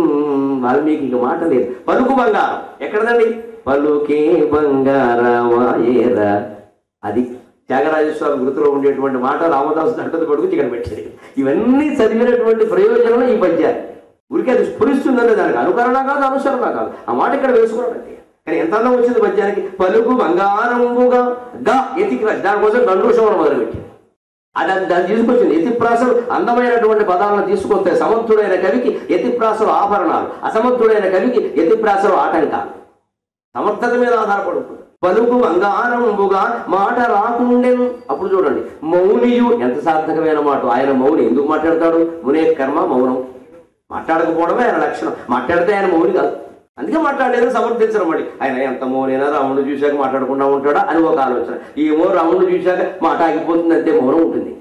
మహత్తరమైన జ్ఞాన పదార్థం రాముడు. ఆయన చూస్తే మౌనం ఉంటుంది, జ్ఞానే మౌనం, ఇంకేముంటుంది. అందుకని మౌనియు ఎలా వచ్చిరనడు ఇందుండున్నానడు. ఇంటికి వచ్చిన వాళ్ళని ఏమండి ప్రయాణం ఎలా జరిగింది, 4 రోజులు ఉన్నాడు ఏదో అన్నారు కదా. అనకపోతే వాళ్ళు ఎలా ఉంటారండి? అందుకే రామలక్ష్మణుడు మామూలు మానవుడు, వాల్మీకి మహాజ్ఞాని. ఆయన జ్ఞాననే విషయం వీళ్ళకి తెలుసు, వీళ్ళు మామూలు మానవులని తెలుసు. వాళ్ళు అనుకుంటున్నారట ఏమిటో ఈ మహర్షి అర్థమవుతుంది, ఏమిటో మనుములు జీవితాలు కూడా అర్థం కావడం, చూపులు కూడా అర్థం కావడం. ఎందుకు వచ్చారని కొన్ని ఉండండి అని వెళ్ళిపోతున్నారు. అప్పటికి ఉండమనకపోతే ఎవరు ఉంటాడండి? ఇప్పుడు గేటు తీసాం, చుట్టం వచ్చాడు, ఎలా చూస్తే వాడు పోతాడు అక్కడి నుంచి. తలుపు తీసి రమ్మన్నారా లోపలికి, ఇప్పుడు వస్తామనుకోలేదు అని వాడు మొహం మీద అంటే ఇక్కడ జీవితాలు. వీళ్ళ పరిస్థితి అంత అయోమయంగా ఉందన్నమాట. మౌనియు మాట రాకుంటే ఆయన చూస్తున్నాడు. అలా చూస్తూ ఏమన్నట్ల ఎలా వచ్చిరన్నాడు ఇందుండనండు. ఎందుకన్నాడంటే ఎందుకు వచ్చారో ఆయనకు తెలుసు, ఇక్కడ ఉంటారని కూడా తెలుసు. కాబట్టి సర్వజ్ఞుడైన వాడు మాట్లాడు. వాల్మీకి మహర్షి మౌని, జ్ఞాని, సర్వజ్ఞుడు. కాబట్టి మాట్లాడే అవసరం ఆయనకి లేదు. ఆ చూపుల్లో సమస్తం వ్యక్తం అవుతున్నాయి, అది ఇంకా వీళ్ళు గ్రహించాల. అందుకని ఎందుకు వచ్చారో అడగట్లేదు, ఇందుండుండనండు ఇలా ఉండడని చెప్పి వెంటనే రాముడు తమ్ముడు వెనకపోందిరిగి సభ్రూ దృష్టి వీక్షింప. అప్పుడు ఒకసారి వెనక్కి తిరిగి మళ్ళీ రాముడు కలిపి, రే లక్ష్మణ అలా వెళ్ళిపోకూడదమ్మా, మహర్షుల చర్యలు విచిత్రంగా ఉంటాయి అని వెనక్కి తిరిగాడు. సభ్రూ దృష్టి వీక్షింప. ఒక్కసారి అలా వెనక్కి తిప్పి ఆ కనుబొమ్మలతో చూశాట మహర్షి కేసి. అంతే. శ్రీ నిండారన్ మునిలోకమౌళి కనుచుండెన్ వారినే అప్పటికి ఆయన చూపంతా మొత్తం సర్వేంద్రియాలు ఆ నయనంలో ప్రవేశపెట్టి ఆ చూపు మొత్తాన్ని రామలక్ష్మణుల మీదే కేంద్రీకరించాట. నా కావ్య నాయకులైన వాళ్ళని ఇంత కాలానికి చూస్తున్నాను కదా, ఎంత అదృష్టవంతుడు నేను వీళ్ళ గురించి ఆ కావ్యం రాయకపోయేది. అసలు నా వల్ల అవుతుందో వీళ్ళని చూస్తే మాట రావట్లేదు, పద్యాలు వస్తాయి. పౌనమైపోతుంది మహత్తరమైన బ్రహ్మ పదార్థాలు చూసిన తర్వాత అంతా రామమయంగా. వీళ్ళ మీద నేను కావ్యం ఏమి రాస్తాను, అసలు ఏమి రాయాలి ఇక్కడ అని ఆశ్చర్యానికి లోనై వారినే ఆమ్రేడితం అంటారు దీన్ని వ్యాకరణ శాస్త్రం ప్రకారం. అంటే పదం మళ్ళీ ద్విరుక్తం అవడం. వారినే మన మాటల్లో కూడా చూడండి, అదే 2 సార్లు నానా 2 సార్లు పిలుస్తారు. 2 సార్లు ఎందుకండి, డబల్ నాన్న కాదు కదా, ఒక నాన్నే. అందుకే నాన్న అమ్మ అక్క ఎందుకు కాస్త ఊరికి పెంచడం, స్ట్రెస్సింగ్ పెంచడం అనమాట. అందుకే అదే దృశ్యాన్ని మనం చూసినప్పుడు అదే 2-3 సార్లు అంటాం. దాన్నే పద్యంలో వారినే అలాగే చూస్తూ ఉన్నాడు. అప్పుడు వాళ్ళకి అర్థమైంది, ఈయన మనల్ని ఉండమంటున్నాడు. ఇక్కడ మహర్షులు ఇంతకంటే మాట్లాడరు, ఒక 100 మాటలు వాళ్ళ దగ్గర ఉండవు, ఆ చూపులో సమస్తం ఉంటాయి, మనం అర్థం చేసుకోవాలంతే. అది వెనక్కి తిరిగాడు. చిత్రకూటాశ్రమంలో ఉందామనుంది మహర్షి అన్నారు. అప్పుడు కూడా మాట్లాడలేదు. ఇలా లేచి వెళ్ళి అక్కడికి వెళ్ళి 4 గీతలు గీశాట. ఇంజనీరింగ్ అంటే అది ఓ చోటు చూపించి 4 గీతలు గీశాట, ఈ మధ్యలో ఉండమని. అంటే అక్కడ 10 సార్లు వేసుకున్నారు. మహర్షి అంతకంటే చెప్పడానికి త్రికాల జ్ఞాని. అందుకే ఆయన కాంట్రాక్ట్ తీసుకోవడం, SFT 450 అండి అన్నాం, అపార్ట్మెంట్ కట్టడం, అందులో 2 ఫ్రీ అండి అని, ఈ దీర్ఘం అంతా ఉండదు. ఎక్కడ ఆశ్రమం వేసుకోవాలని అంటే ఆయన లేచాడు, ఒకసారి వెళ్ళాడు, అక్కడ చూపించాడు, అక్కడ వేసుకున్నాడు. ఆయన తపస్సు ఆయన చేసుకున్నాడు. అందుకని ఇక రాముడు వచ్చాడు కదా, నేను రాముడు పక్కనే ఉంటాను, రాముడు నేను పర్సనల్ సెక్రటరీ అని వాల్మీకి అంటే రామాయణం రాసేవాడు కాదు. తాను సాక్షాత్ ఎదురు చూస్తున్న తన కావ్య నాయకుడు వచ్చినా సరే వాల్మీకి మనస్సు అలా ఆనందంగా చూసింది కానీ చెలించలేదు, తన కర్తవ్యం నుంచి విముఖం కాలేదు. దైవభావన పూర్తిగా నిండిన బ్రహ్మజ్ఞాని అలా ఉంటాడు. అలాగే చిత్రకూటాశ్రమంలో స్థిర నివాసం ఏర్పాటు చేసుకుని ఉన్నారు. అక్కడ అయోధ్యలో చిన్న ఘట్టం చెప్పుకుని మనం సెలవు తీసుకుందాం. విశ్వనాథ్ వారు అద్భుతమైన పద్యం, తెలుగు ఇంట్లో ఆడాళ్ళు ఎలా తిట్టుకుంటారో ఆ తిట్లు అనే పద్యాలు పెట్టి అక్కడికి భరతుడు వచ్చాడు. సరే, ఆయనకి విషయం అంతా తెలిసి తల్లిని తిట్టాడు. ఆడదానివి కాబట్టి బతికవు, తల్లివి కాబట్టి బతికవు, ఈ 2 మాటలు చెప్పాడు. లేకపోతే వేసేసేవాడిని మొహమాటలు. మళ్ళీ అక్కడి నుంచి మాతృహంతకుడు నువ్వు పేరు పెడతాను, నువ్వు దుర్మార్గులైనా మరి నేను మాతృహంతకుడు అవుతాను కదా, అందుకే వదిలేశాను.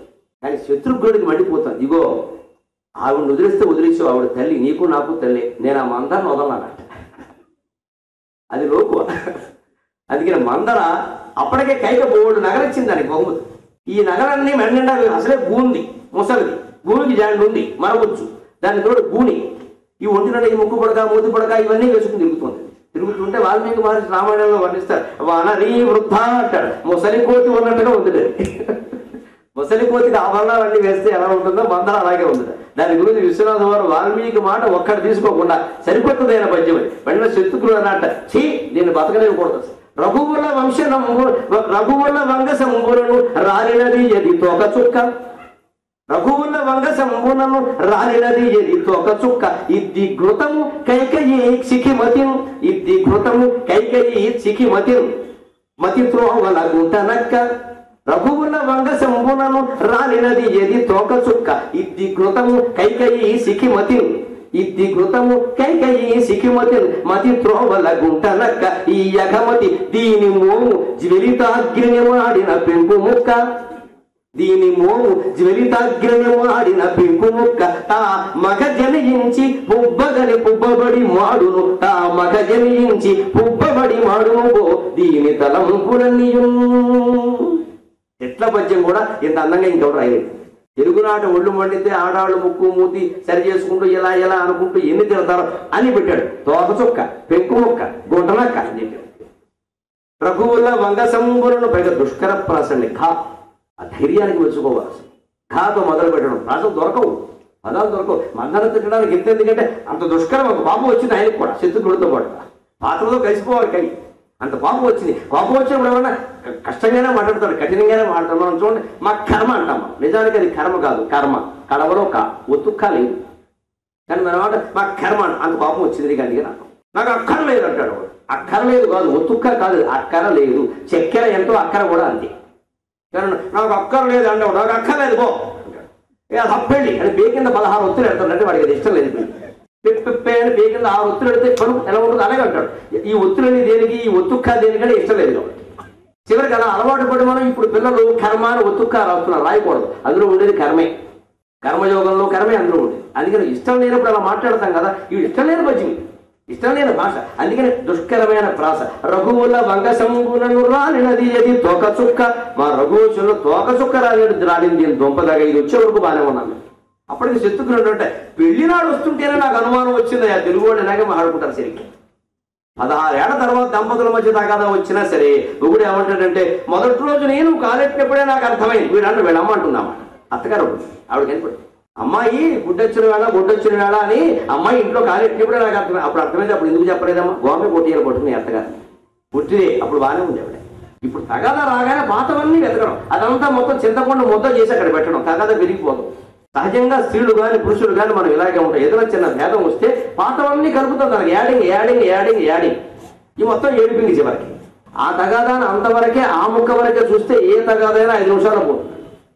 దానికి పూర్వం జోడించకూడదు. అందుకే శత్రుఘ్నుడు అన్నట్ట ఇది అసలు పెళ్లినాడు కైక కూడా అదేమిటి మన రాముడి పెళ్లికి దానికి వచ్చినప్పుడే మనం చూసాం. అప్పుడే దీనికి ఇలా ఉంది. నేను పుట్టినప్పటి నుంచి చూస్తున్నా, చిన్నప్పటి నుంచి ఇంతే. ఈ మాటలన్నీ మన వాళ్ళు మాట్లాడుకునే మాట శత్రుఘ్నుడి చేత మాట్లాడించారు.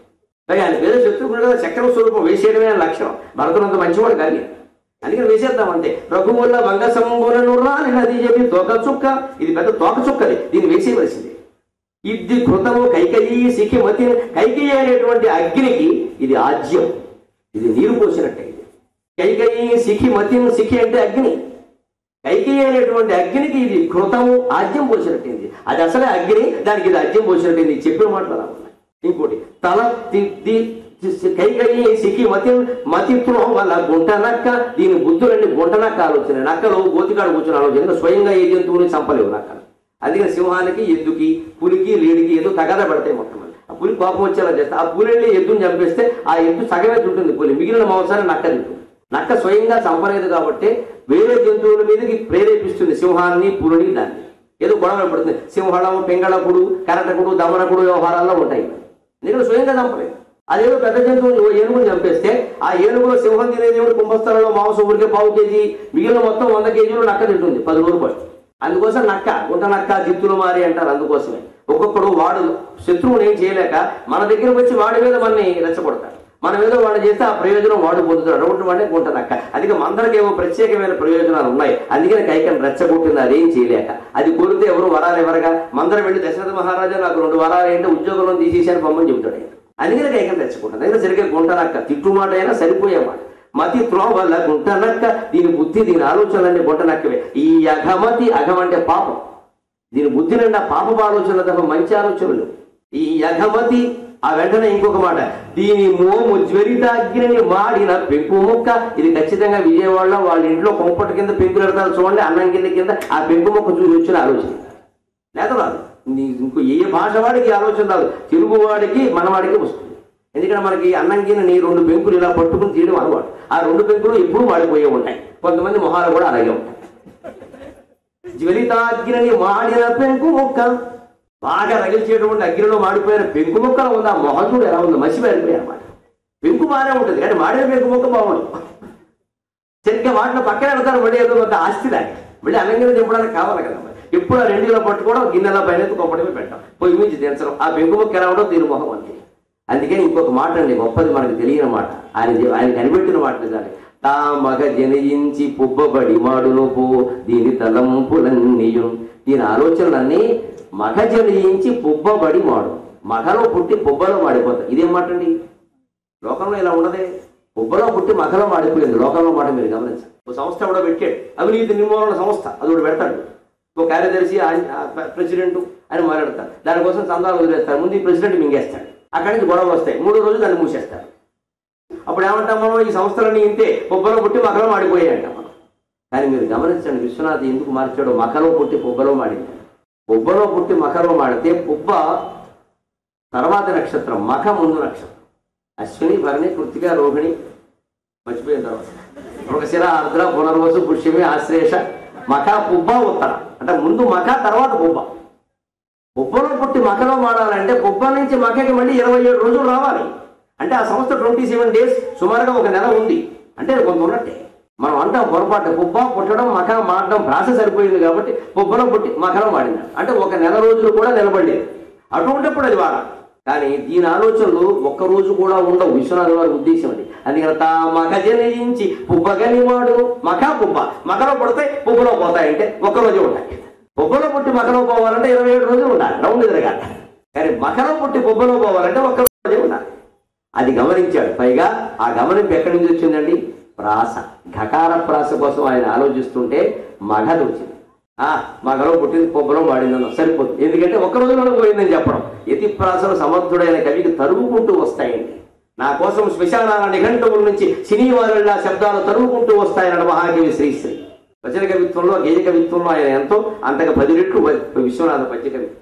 అందుకని ఈ మహాకవులందరికీ శబ్దాలు తరుముకుంటూ వస్తాయి. వాళ్ళు వెతుక్కోవాల్సిన పని లేదు. ఎందుకంటే శ్రీశ్రీ కూడా బాగా చదివినవాడు, పండిత కుటుంబంలో పుట్టాడు, విపరీతంగా చదివాడు. అందువలన ఆ కవిత్వం నిలబడి తర్వాత మళ్ళీ అంత వాడేది ఇంకెవడేడు చీచి శ్రీశ్రీ లేదు. చీచి అంతే, 2 చీలు మిగిలి, చీలు పోయే చీలు మిగిలి. అందుకని ఆ కవిత్వం ఈ కవిత్వం సమానంగా ఎందుకు విరాజాల? విశ్వనాథ కూడా వేదిక మీద శ్రీశ్రీని ఇలా ఓ కవిత నా కవిత చదవగానే గౌగులించుకుని అభిమానించాడు. గుహుడు రాముడు గౌగులించుకున్నట్టే ఆ కవిత్వానికి పడిపోయాడు. అందుకని వాళ్ళకి ఆ శబ్దాలు వెతుక్కుంటూ వస్తాయి. మగ జనించి పుబ్బబడి మాడు దీని తలంపులన్నీయు.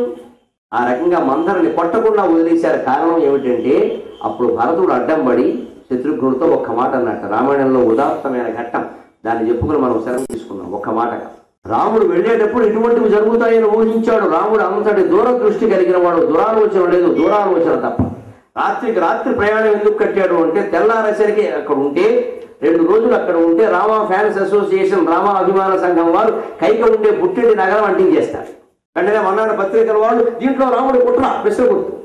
వెంటనే లక్ష్మణుడు ముద్దు దగ్గర మైకు, కైకటి ముద్దు దగ్గర మైకు తయారు. టీవీ 9లో చర్చ, ముగ్గురు కూర్చొని తయారైపోతుంది. ఇవన్నీ రాముడికి వచ్చేస్తుంది. నేను అక్కడికి రాముడు జవాబు చెప్పుకోవాలి, దరిద్రం అతనికి.